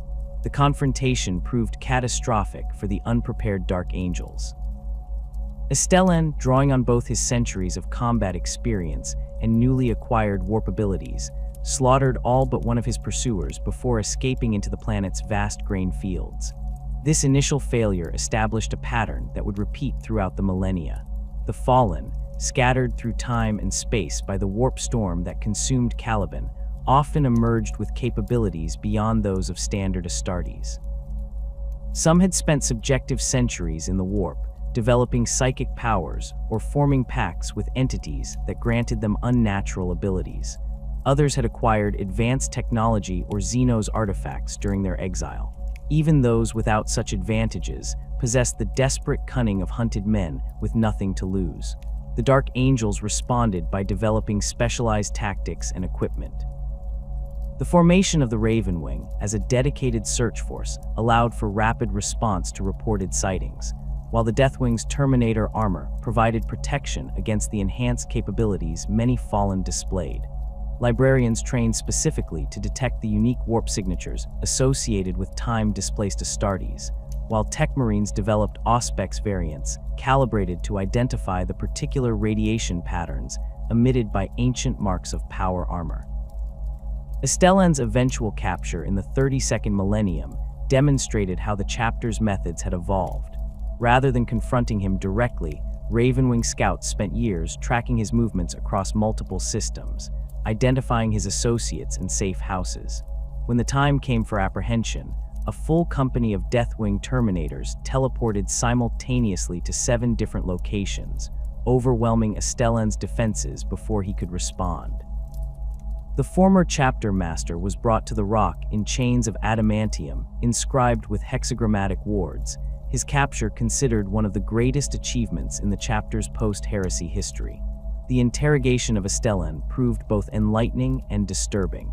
Over the course of 7 years, interrogator Chaplain Malakia extracted a confession that challenged the chapter's understanding of Caliban's fall. Astellan claimed that Luther and his followers had not turned to chaos willingly, but had been manipulated by a combination of isolation, misinformation, and the Lion's own secretive nature. He insisted that their rebellion had been motivated by genuine concern for Caliban's welfare rather than personal ambition or corruption. Most troublingly, he suggested that Lion El'Jonson had known about the warp taint affecting Caliban, but had concealed this knowledge even from his closest advisors. The Inner Circle dismissed much of Astellan's testimony as self-serving justification, but his capture established important precedents. First, it confirmed that the Fallen could indeed be found and apprehended despite their temporal and spatial dispersion. Second, it demonstrated the value of patience and indirect approaches rather than immediate confrontation. Third, it revealed that at least some Fallen possessed knowledge that could potentially threaten the chapter's carefully constructed narrative about its own history. In the centuries that followed, the Dark Angels refined their hunting techniques. They established networks of human agents across Imperial space, merchants, pilgrims, administratum functionaries, and others who could report unusual activities without attracting attention. These networks, managed by specially trained battle brothers seconded from the Raven Wing, provided the initial intelligence that often led to successful captures. The chapter also developed protocols for cooperating with their successor chapters in these operations, allowing them to cover far more territory than would otherwise be possible. The hunt for Solas, a former Deathwing Terminator who had sided with Luther, exemplifies these refined approaches. Reports from agent networks in the Gothic sector identified an unusually skilled mercenary commander whose tactical doctrines resembled Dark Angels' training protocols. Rather than immediately dispatching forces that might alert the target, the chapter arranged for an administratum audit of the mercenary company's imperial contracts, forcing them to provide detailed personnel records. Facial recognition cogitators confirmed Solas' identity despite his attempts to alter his appearance. The actual capture involved elements from 3 Unforgiven chapters: Dark Angels Ravenwing providing reconnaissance, Angels of Vengeance battle brothers securing the perimeter, and Dark Angels, Deathwing executing the final assault. Solas, despite commanding over 200 mercenaries equipped with quality Imperial weaponry, found himself isolated and overwhelmed within minutes of the operation commencing. His subsequent interrogation revealed connections to 3 other Fallen operating in nearby sectors, leading to a cascade of successful captures over the following decades. Not all hunts ended in capture. The pursuit of Cypher, perhaps the most enigmatic of all fallen angels, has frustrated the Dark Angels since the earliest days after Caliban's destruction. First sighted during the Wars of Apostasy in the 36th millennium, this mysterious figure has appeared at pivotal moments throughout Imperial history, sometimes aiding Imperial forces against chaos, other times seemingly supporting rebellions or Xenos incursions. What makes Cypher unique among the Fallen is his apparent ability to anticipate Dark Angels' operations, often departing shortly before capture teams arrive. The most infamous near-miss occurred during the Fenris incident, when Cypher was cornered aboard an abandoned space hulk by elements of the Ravenwing. Just as the Dark Angels prepared to breach his final defensive position, a Space Wolves strike cruiser arrived in response to a distress signal of unknown origin. The resulting confusion allowed Cypher to escape, while relations between the Dark Angels and Space Wolves, already strained by ancient rivalries, deteriorated further due to accusations of deliberate interference. Cypher's most distinctive feature is the sword he carries on his back but never draws. Spectroscopic analysis of picked captures suggests this weapon may be the Lion's Sword, one of the Primarch's personal weapons, believed lost during Caliban's destruction. The implications of this possibility have caused significant debate within the inner circle. Some argue that recovering this sword should be prioritized even above capturing Cypher himself, while others suggest that the weapon's presence indicates Cypher may have been close to the Lion during Caliban's final days, potentially possessing knowledge that could threaten the chapter's very foundation. The methods employed by interrogator chaplains once a Fallen is captured reflect the Dark Angel's dual focus on information gathering and spiritual redemption. The process begins with isolation, the prisoner confined in specialized cells deep within the rock, cut off from all external stimuli except those deliberately introduced by their interrogators. Psychic wards prevent both communication with potential allies and suicide attempts, ensuring that the Fallen remains available for questioning for as long as necessary. Physical interrogation techniques, while employed when required, represent only one aspect of the process. Equally important are psychological approaches designed to break down the mental defenses constructed over millennia of exile. Interrogator chaplains study each prisoner extensively before beginning, identifying particular vulnerabilities, guilt over specific actions, attachment to certain ideals, or fears developed during their time as renegades. These weaknesses become the focal points of interrogation sessions that may continue for years or even decades. The goal remains consistent regardless of methods: genuine repentance. The Dark Angels believe that only through complete acknowledgement of their betrayal can the Fallen achieve redemption. Those who eventually confess and repent receive the Emperor's peace, a clean death that acknowledges their return to loyalty. Their names are recorded in the Book of Salvation, symbolically restoring them to the chapter they betrayed. Those who refuse to repent despite exhaustive efforts face execution regardless, but their names remain unrecorded, their souls condemned to eternal dishonor. Ismadai, the current Master Interrogator Chaplain, has developed particularly effective techniques for breaking even the most resistant Fallen. His approach combines sensory manipulation, temporal disorientation, and targeted psychological pressure applied with methodical precision. Under his guidance, the time required for successful interrogations has decreased significantly, allowing the chapter to process captured Fallen more efficiently. His methods have proven so effective that other Unforgiven chapters now send their most resistant captives to the Rock for his personal attention. The extremes to which the Dark Angels will go in pursuit of the Fallen have occasionally placed them at odds with other Imperial organizations. During the defense of Rax, elements of the chapter abandon their assigned positions to pursue intelligence suggesting Fallen involvement with the rebel forces. This redeployment created a dangerous gap in Imperial lines that the Angels of Absolution, themselves an unforgiven chapter, were forced to fill at significant cost. The resulting inquiry by the Ordo Hereticus was deflected through a combination of political maneuvering and selective information sharing, but suspicions lingered. More serious was the cleansing of Durandas II, where the Raven Wing detected a fallen signature among refugee columns fleeing Tyrannid invasion.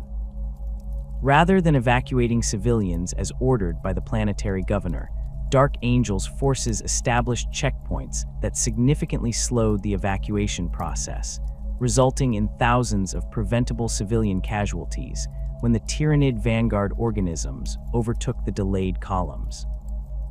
The subsequent inquisitorial investigation was quietly abandoned after the intervention of well-placed chapter allies within the Adeptus Terra, but relations with the local sector government remained strained for centuries. These incidents reflect a consistent pattern in Dark Angels operations. The hunt for the fallen takes precedence over all other considerations, including conventional battlefield objectives and even civilian lives. This single-minded focus has created a reputation for unreliability that complicates their relationships with Imperial commanders. While their combat effectiveness remains unquestioned, their tendency to disappear during critical operations or redirect resources without explanation has made many Imperial leaders hesitant to include them in sensitive missions where absolute adherence to orders is required. The secretive nature of these hunts has also created tension with the Inquisition. The Dark Angels' refusal to fully explain their operations, combined with their habit of removing certain prisoners from Imperial custody without documentation, has raised suspicions among more puritanical inquisitors.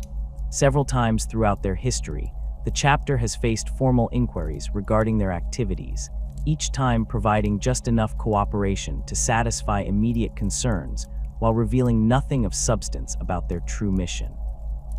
Particularly problematic was the Vendicus incident in the 38th millennium, when an Ordo Malleus Inquisitor witnessed Deathwing Terminators removing a prisoner from an Imperial holding facility without authorization. The Inquisitor's subsequent investigation uncovered evidence of similar extractions across 3 sectors, all coinciding with Dark Angels' fleet movements. When confronted, chapter representatives claimed these actions were part of classified operations against specific chaos elements, authorized at the highest levels of Imperial authority. The carefully constructed explanation satisfied most of the inquisitorial conclave, but a minority faction continued investigating, forcing the chapter to deploy additional resources to monitor and misdirect their efforts.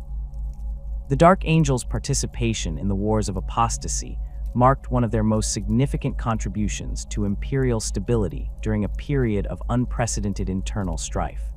As High Lord Goj Vander's reign of terror reached its zenith in the 36th millennium, the Dark Angels initially maintained a cautious distance, observing the deteriorating political situation from their mobile fortress monastery, the Rock.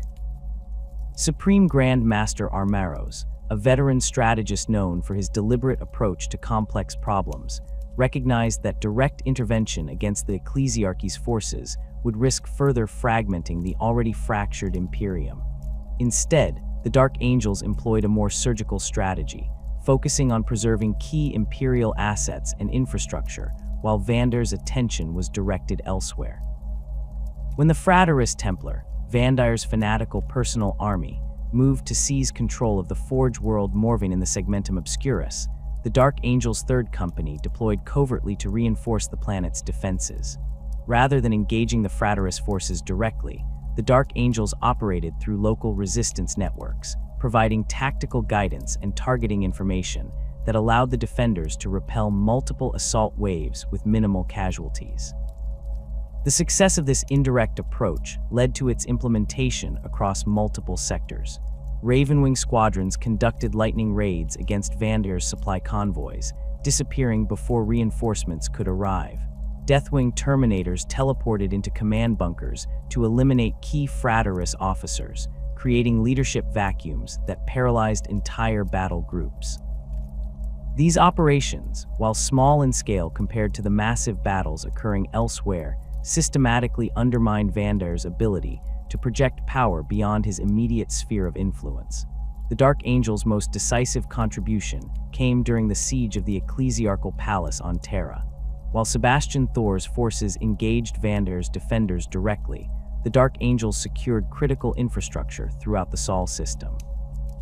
The First and Fifth Companies established control over key orbital platforms around Saturn and Jupiter, preventing Vandar's supporters from launching flanking attacks against Thor's supply lines. Meanwhile, elements of the Ravenwing infiltrated Mars itself, ensuring that the Fabricator General's tentative support for Thor's rebellion remained intact despite pressure from Vandar's agents within the Mechanicum. As the Wars of Apostasy concluded with Vandar's execution and Thor's ascension to Ecclesiarch, the Dark Angels quietly withdrew from the Sol system, leaving no official record of their involvement. This pattern of crucial but unheralded intervention would repeat itself throughout their history, with the chapter appearing at pivotal moments to tip the balance in the Imperium's favor before vanishing to pursue their own agenda. The 13th Black Crusade presented challenges of an entirely different magnitude. When Abaddon the Despoiler's forces emerged from the Eye of Terror in the late 41st millennium, the Dark Angels responded with their full strength.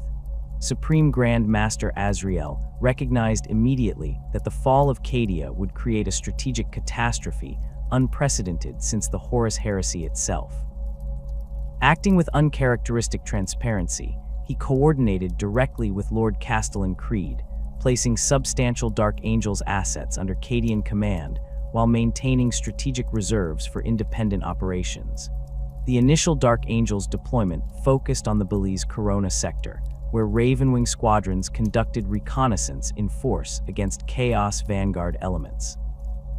These operations provided crucial intelligence on Abaddon's fleet composition and likely vectors of advance.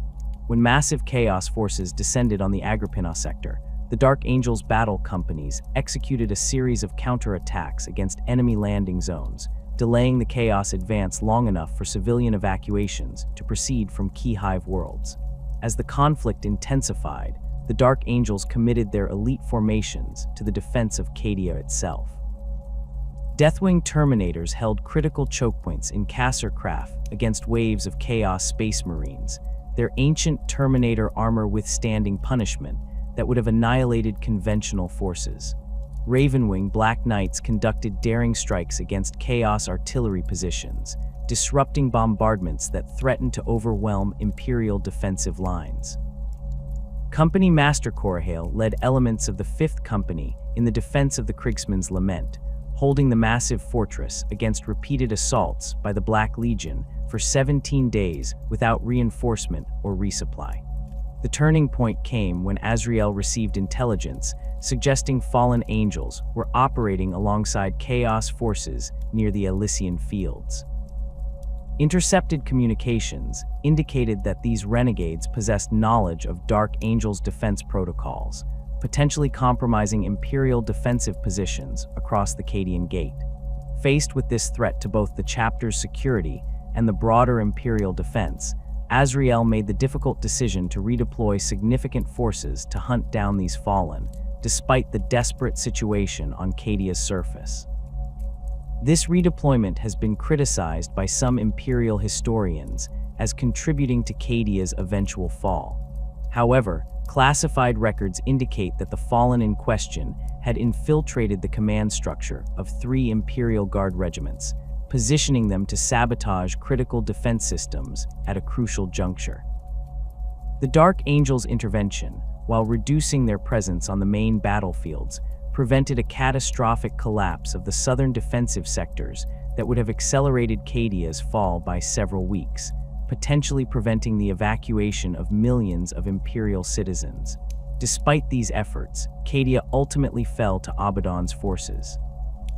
The Dark Angels' fleet, operating alongside other Adeptus Astartes vessels, focused on evacuation operations as the planet's defenses crumbled, extracting key personnel and equipment while covering the retreat of civilian transports. Azrael himself led a rearguard action aboard the Vengeful Blade, his force of Deathwing Terminators holding back Chaos boarding parties long enough for the ship's engines to be repaired, allowing it to escape with thousands of Cadian refugees aboard. The aftermath of Cadia's fall saw the Dark Angels operating across multiple fronts as the Great Rift tore the galaxy in half. Their mobile fortress monastery allowed them to respond to threats on both sides of this immense warp storm, though coordination between dispersed forces became increasingly challenging. Throughout this period, they maintained their dual mission, defending Imperial worlds while hunting for fallen angels whose activities increased dramatically amid the galactic chaos. The Pesina 4 campaign presented a different type of challenge for the Dark Angels. This agricultural world, one of their primary recruitment sources, faced an overwhelming orc invasion led by warboss Gozkul Thraka's lieutenant, Nazdreg. The Greenskin force, comprising millions of orcs supported by massive war machines, threatened not just Pesina 4 but the entire subsector, as its substantial food production supplied dozens of nearby hive worlds. The defense of Pesina 4 fell primarily to Master Belial, commander of the Deathwing, who happened to be conducting recruitment operations on the planet when the first orc landing craft appeared in the system. With only a small force at his immediate disposal, 2 squads of Deathwing Terminators, and a company of planetary defense forces, Belial implemented a flexible defense strategy that prioritized mobility over holding ground. Rather than attempting to meet the orcs in open battle, where their numerical advantage would prove decisive, Belial divided his limited forces into small strike teams that targeted orc command elements and supply concentrations. The Deathwing's Terminator armor allowed them to teleport directly into orc gatherings, wreaking havoc before disappearing to strike elsewhere. This approach frustrated the orcs' attempts to consolidate their forces, keeping them dispersed across Pesina 4's vast agricultural plains. Belial's most effective tactic involved exploiting the orcs' own aggressive tendencies. By attacking smaller orc bands with overwhelming force, then deliberately leaving survivors, he created the impression of a much larger Imperial presence than actually existed. The survivors, returning to their warbands with tailies of unstoppable warriors in bone-white armor appearing from nowhere, spread confusion and hesitation among the normally fearless greenskins. For 6 weeks, Belial maintained this guerrilla campaign while awaiting reinforcements.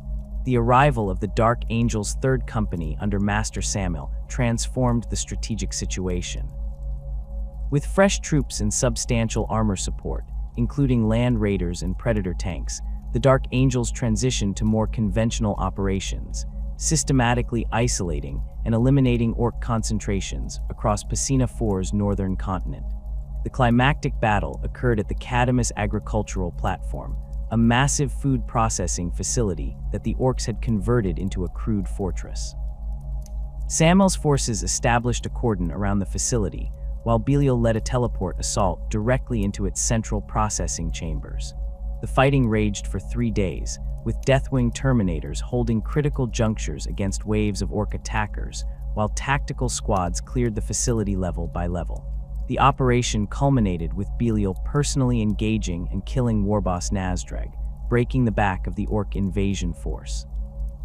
The aftermath of the Pesina 4 campaign saw the Dark Angels establishing a permanent training facility on the planet, both to ensure its continued security and to more efficiently process the high-quality recruits it produced. Belial's leadership during the crisis earned him commendation from Supreme Grand Master Azrael and cemented his reputation as one of the chapter's most adaptable commanders, capable of achieving victory despite seemingly insurmountable odds. The Siege of Fenris represented perhaps the most complex challenge the Dark Angels faced in recent history, forcing them to navigate not only external threats, but also the tangled web of their ancient rivalry with the Space Wolves. When the demon Primarch Magnus the Red launched his assault on the Space Wolves' homeworld, the Dark Angels found themselves in a position that demanded both military intervention and delicate political calculation. The initial Dark Angels' response was measured. Supreme Grand Master Azrael dispatched a task force led by Company Master Corahale to assess the situation while maintaining a position of nominal neutrality. This caution stemmed not from indifference to the Space Wolves' plight, but from intelligence suggesting that fallen angels might be operating in systems near the Fenris sector, potentially exploiting the chaos of Magnus's invasion as cover for their own activities. The situation escalated dramatically when Dark Angel's sensors detected energy signatures consistent with forbidden archaeotech weapons being deployed on Fenris's surface. Further investigation revealed that these weapons bore manufacturing patterns associated with Caliban before its destruction. This discovery transformed the Dark Angel's approach from cautious observation to direct intervention, as the possibility of fallen angels providing advanced weaponry to Chaos forces could not be ignored. Azrael himself took command of the operation, bringing substantial reinforcements including elements of the Raven Wing and Deathwing. Upon entering the Fenris system, the Dark Angels encountered immediate complications. Space Wolves' forces, unaware of the Dark Angels' true concerns and suspicious of their delayed response, initially challenged their approach. Tense negotiations between Azrael and Wolf Lord Crom Dragongaze established an uneasy cooperation, with the Dark Angels granted permission to operate in specific sectors, while Space Wolves maintained overall command of the defense. This arrangement proved effective initially, with Dark Angel's forces securing the Asaheim spaceport against a major Thousand Suns assault. Deathwing Terminators held the primary landing bays against waves of Rubric Marines, while Ravenwing squadrons conducted hit-and-run attacks against Chaos supply lines. The Dark Angel's disciplined defense complemented the Space Wolves' more aggressive counterattacks, creating a balanced response that temporarily stabilized the situation. The fragile alliance fractured when Ravenwing scouts detected energy signatures matching their fallen targets moving away from Fenris aboard civilian evacuation vessels. Without consulting Space Wolves' command, Azrael redirected significant forces to intercept these ships, creating gaps in the defensive perimeter that Thousand Suns forces quickly exploited. The resulting breakthrough allowed enemy forces to capture key defensive positions on Fenris's southern continent, threatening the entire Imperial defense. What followed was a masterclass in battlefield recovery as Azrael balanced his dual responsibilities. Rather than abandoning the hunt for the fallen, he split his forces with surgical precision. A small, elite team of Ravenwing Black Knights continued the pursuit of the suspected fallen, while the bulk of Dark Angel's forces executed a series of counterattacks that reclaimed the lost positions. This approach satisfied neither mission perfectly, but prevented catastrophic failure on either front. The climax of the Dark Angel's involvement came during the Battle of the Fang, where Azrael's forces arrived at a critical moment to reinforce Space Wolves' defenders against Magnus's personal assault. Fighting alongside warriors they had distrusted for millennia, the Dark Angels demonstrated their absolute commitment to the Imperium's defense, regardless of ancient rivalries.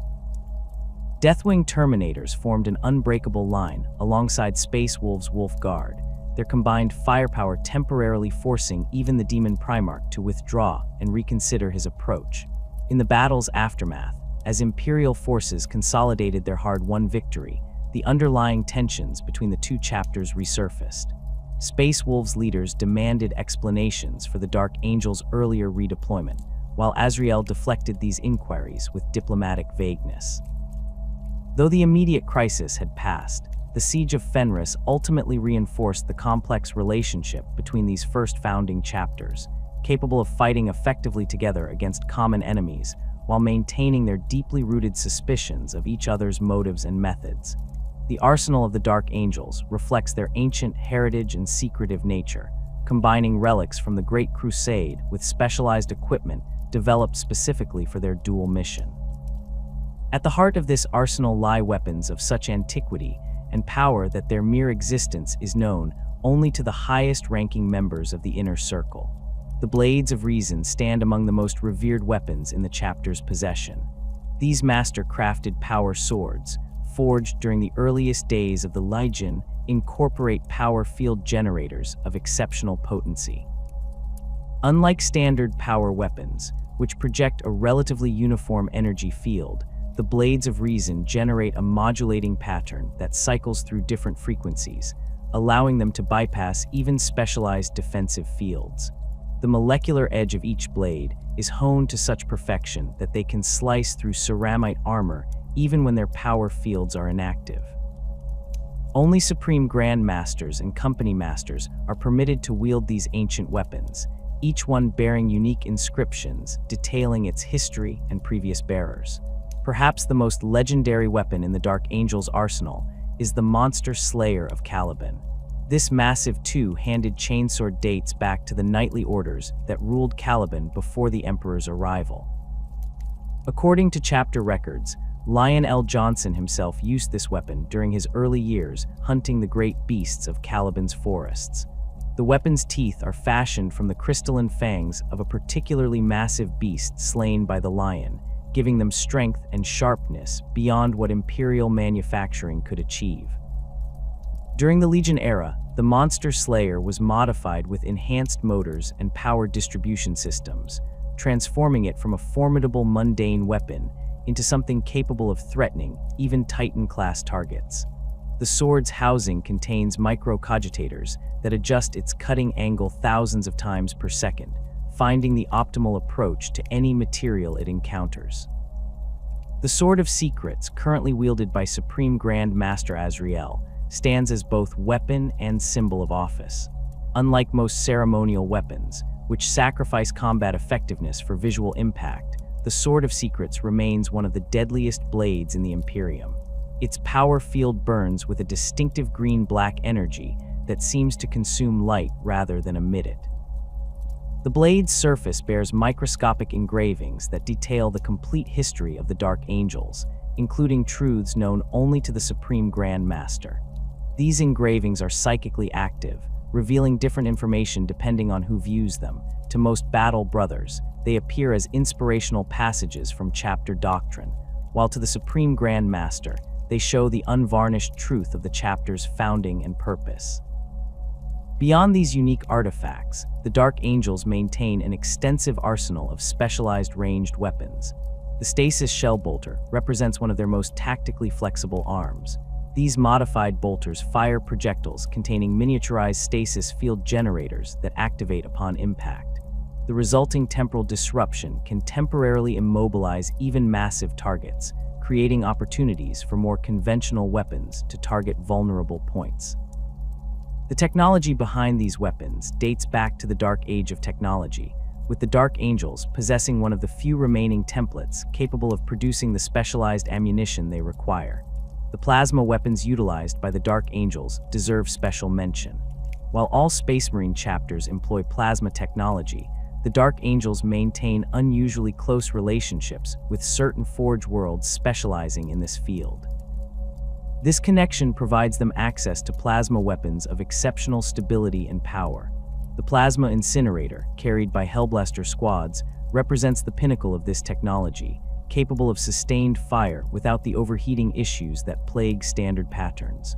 The weapons incorporate ancient heat sink technologies that efficiently disperse thermal energy, allowing for higher power settings without risking catastrophic failure.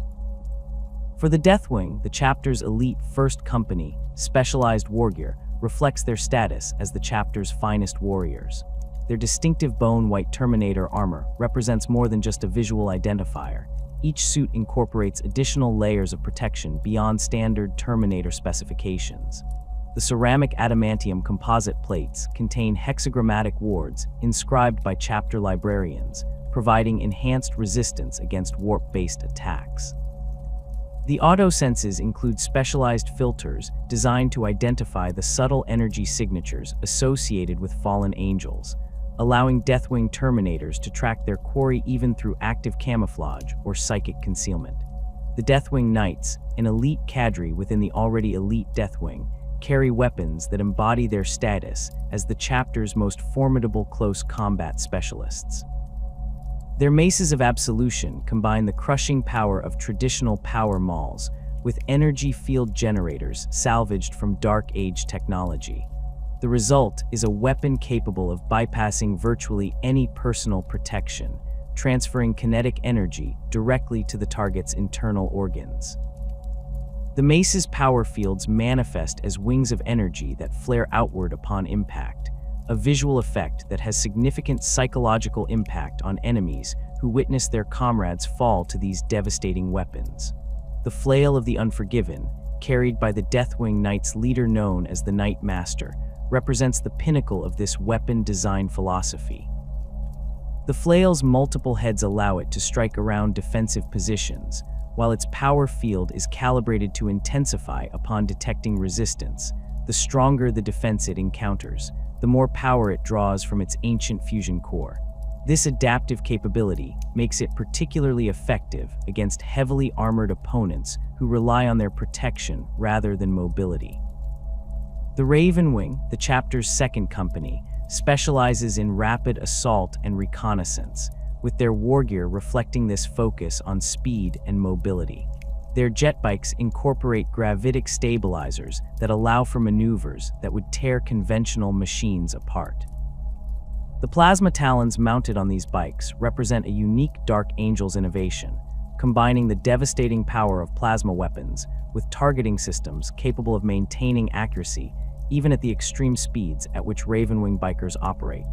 These weapons feature specialized cooling systems that channel excess heat through the bike's exhaust systems, preventing the overheating issues that typically limit plasma weapons' sustained fire capability. The Black Knights, elite veterans within the Ravenwing, ride Corvex pattern jet bikes that incorporate additional armor without sacrificing mobility. These ancient patterns date back to the Great Crusade, with each machine representing an irreplaceable relic maintained through millennia by the chapter's most skilled tech marines. The plasma talons mounted on these bikes feature enhanced power settings unavailable on standard patterns, capable of vaporizing even Terminator armor with sustained fire. The Knights themselves wear specialized armor incorporating elements of both standard power armor and Terminator plate, providing exceptional protection while maintaining the mobility required for bike operations. The Darkshroud represents one of the Ravenwing's most distinctive vehicles. Built on a modified land speeder chassis, this arcane machine projects a field of shadowy energy that obscures friendly forces from both conventional sensors and psychic detection. The technology behind this capability remains mysterious even to the chapter's tech marines, with maintenance rituals focusing on appeasing the machine's spirit rather than understanding its fundamental mechanisms. At the Darkshroud's core sits a fragment of stone from the original fortress monastery on Caliban, radiating a negative psychic presence that seems to consume light and energy around it. Enemy forces operating near a Darkshroud report equipment malfunctions, communication disruptions, and a pervasive sense of dread that affects even the most disciplined troops. The Nephilim jet fighter stands as the pinnacle of the Dark Angels aircraft technology. Unlike the standard Lightning or Thunderbolt fighters used by most chapters, the Nephilim was designed specifically for the Dark Angels during the early 32nd millennium. Its wing configuration allows for exceptional maneuverability in atmosphere, while its avionics suite includes targeting systems optimized for tracking individual targets across various environmental conditions, a capability particularly useful when hunting fallen who might attempt to escape using civilian transports or environmental cover. The Nephilim's primary armament consists of twin-linked las cannons and a heavy bolter, supplemented by Blacksword missiles capable of targeting both aerial and ground targets with exceptional precision. The symbolic importance of the Dark Angels wargear extends beyond its practical applications. The robes worn over their power armor serve multiple purposes. They connect the chapter to its knightly heritage on Caliban, provide additional protection against environmental hazards, and most importantly, serve as a constant reminder of the chapter's secretive nature. These robes feature subtle differences in coloration and ornamentation that indicate a battle brother's rank and role within the chapter, creating a visual language comprehensible only to other Dark Angels. The most senior members of the Inner Circle wear robes incorporating threads of rare materials that resist psychic scanning, providing an additional layer of security for those who carry the chapter's most dangerous secrets. The winged sword iconography that appears throughout Dark Angels' heraldry represents more than simple decoration. The symbol connects directly to their Primarch, the wings representing his angelic name, the sword his martial prowess. The specific design of this icon varies slightly between different companies and ranks, with subtle variations that communicate information about the bearer's status and achievements. The Deathwings variant incorporates additional wing details rendered in bone white, while the Ravenwings version features streamlined wings that suggest speed and mobility. These variations create a complex visual language that allows Dark Angels to immediately recognize not just their battle brothers, but their specific roles and authorities. The Watcher and the Dark Medallions carried by senior officers represent perhaps the most enigmatic elements of Dark Angels' wargear. These small amulets, crafted from a material that defies standard Imperial classification, depict the hooded figures that have been associated with the chapter since its earliest days on Caliban. The medallions serve as both identification for Inner Circle members and protection against warp influence, with documented cases of psychic attacks being deflected by the seemingly mundane objects. Chapter lore suggests that the material used in their construction comes from deep within the rock, from chambers accessible only to the Supreme Grand Master himself. The weapons and equipment used by interrogator chaplains deserve special mention for their specialized nature. Beyond the skull-faced helmets and Crozius Arcanum common to all Space Marine chaplains, these specialized officers carry tools designed specifically for their unique role in extracting confessions from captured fallen. The Blades of Reason used in interrogation chambers feature power fields calibrated to cause maximum pain while minimizing permanent damage, allowing the process to continue for extended periods. Neural whips, based on Dark Age technology, stimulate pain receptors directly without causing physical trauma, enabling interrogations to proceed even with subjects who would normally lose consciousness from shock or blood loss.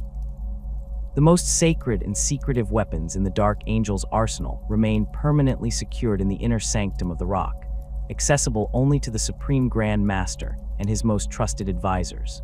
These include artifacts from the Dark Age of technology whose functions are only partially understood, weapons designed by the Emperor himself during the earliest days of the Legion, and items recovered from the ruins of Caliban whose properties defy conventional classification. Among these, the Terminus Decree stands as perhaps the most mysterious, a sealed box containing instructions to be opened only in the dire circumstances, when the very existence of the chapter is threatened. What these instructions contain remains unknown to all save the Supreme Grand Master, with each holder of the office taking a special oath never to reveal its contents unless the prescribed conditions are met. The ammunition used by Dark Angel's forces often incorporates specialized variants unavailable to other chapters. Their bolter shells include stasis rounds that temporarily freeze their targets in time, sundering rounds designed to penetrate the armor of fallen angels by matching the specific resonance frequency of Calibanite forged ceramite, and whisper rounds that make virtually no sound when fired, allowing for covert operations even with traditional Space Marine weaponry. These specialized munitions are produced in small quantities by chapter tech marines, with formulations kept deliberately separate from Mechanicus oversight to maintain the chapter's independence and secrecy. The galaxy-splitting catastrophe of the Cicatrix Maledictum brought unprecedented challenges to the Imperium of Man. As the Great Rift tore reality asunder, the Dark Angels found themselves in a position both precarious and opportune. Supreme Grand Master Azrael had barely consolidated his forces following the fall of Cadia when astropathic communications brought impossible news. A Primarch had returned to lead the Imperium. The resurrection of Robute Guilliman sent shockwaves through the Dark Angel's command structure. While publicly, the chapter expressed support for the Lord Commander's Indomitus crusade, private discussions within the Inner Circle revealed deep concerns. Guilliman's unparalleled authority and his penchant for administrative scrutiny posed potential threats to the chapter's secretive operations. More troubling still was the possibility that the Primarch's comprehensive knowledge of the Great Crusade era might include awareness of the fallen angel's existence. Azrael approached this new reality with characteristic caution. Rather than immediately journeying to Terra to pledge fealty in person, he dispatched Company Master Balthazar with a contingent of veterans to represent the chapter, while the bulk of their forces continued operations against fallen sightings that had spiked dramatically following the Great Rift's formation. This measured response allowed the Dark Angels to assess Guilliman's intentions while maintaining their independence. The first meeting between Dark Angels representatives and the returned Primarch occurred aboard Guilliman's flagship Macraga's Honor during the early stages of the Indomitus Crusade. Balthazar presented formal greetings from Azrael, along with chapter relics as tokens of respect. Guilliman, preoccupied with the monumental task of holding the fractured Imperium together, accepted these gestures without pressing for deeper commitments. This initial encounter established a workable relationship. The Dark Angels would support the broader Imperial war effort while maintaining their operational autonomy. The introduction of Primaris Space Marines presented a more immediate challenge. These enhanced warriors, developed by Archmagos Belisarius Call over 10 millennia, represented a significant advancement in Astartes' capabilities. Their arrival, however, raised profound questions for the Dark Angels. These new warriors carried the gene seed of Lion El'Jonson, but had no connection to Caliban or understanding of the chapter's hidden purpose. How could they be integrated into a brotherhood defined by its secrets? The first Primaris reinforcements reached the Rock in the early days of the Indomitus Crusade. Led by Lieutenant Arafel, these warriors arrived with combat doctrines optimized by Call, but lacking any knowledge of Dark Angels' traditions or inner workings. Azrael personally greeted these reinforcements, subjecting them to extensive interviews disguised as orientation briefings. Each Primaris Marine underwent discreet psychic screening by the chapter's librarians, ensuring they harbored no hidden loyalties to Guilliman or Call that might compromise Dark Angels' operations. Once satisfied with their fundamental loyalty, Azrael implemented a careful integration strategy. Primaris Marines were distributed across the chapter's companies, always paired with veteran battle brothers who could monitor their development and gradually introduce them to chapter traditions. They received a carefully curated version of Dark Angels' history that acknowledged the destruction of Caliban as a tragic accident while omitting any mention of the fallen. Combat deployments were structured to keep Primaris forces away from operations that might involve fallen angels, preventing accidental exposure to the chapter's greatest secret. The integration process accelerated following the implementation of Guilliman's Ultima founding, which provided the technology and knowledge for chapters to create their own Primaris Marines. This development allowed the Dark Angels to select aspirants from their traditional recruitment worlds, indoctrinating them in chapter traditions from the beginning of their transformation. These homegrown Primaris proved far easier to assimilate than the original reinforcements, having been steeped in Dark Angels' culture throughout their development. The true test of Primaris integration came during the invasion of the Odoser system, where Dark Angels' forces encountered a warband led by the fallen Angel Cypher. Traditional and Primaris forces fought side by side against Chaos cultists, while a select team of veterans pursued Cypher through the underhive of Odoser Primus. When a squad of Primaris intercessors accidentally encountered this pursuit team, their commander, Lieutenant Zaffin, was faced with a choice between following his battle brothers or obeying the cryptic order to withdraw immediately. Zaffin's decision to comply without question, despite witnessing clearly non-codex operations, demonstrated the success of the integration process. Following this incident, he was approached by Chaplain Asmodai and introduced to the lowest tier of Inner Circle knowledge, becoming one of the first Primaris Marines to learn of the chapter's true mission. This milestone established the precedent for gradual Primaris inclusion in the Inner Circle, with each candidate evaluated individually based on demonstrated loyalty rather than arbitrary time served. By the midpoint of the Indomitus Crusade, Primaris Marines had been incorporated into all levels of Dark Angels organization, including specialized formations. The Raven Wing gained Outrider squads whose enhanced speed complemented traditional bikers, while Primaris aggressors provided new tactical options for the Deathwing. The development of Primaris pattern Terminator armor, though initially resisted by traditionalists, eventually allowed these enhanced warriors to join even the most elite Deathwing formations. The most significant advancement came with the creation of specialized Dark Angels Primaris units. The Blade Guard veterans, clad in ornate armor reminiscent of Calibanic knightly orders, quickly established themselves as worthy inheritors of the chapter's martial traditions. Their master-crafted power swords incorporated design elements from ancient Dark Angels blade patterns, creating a visual and functional link between the chapter's past and future.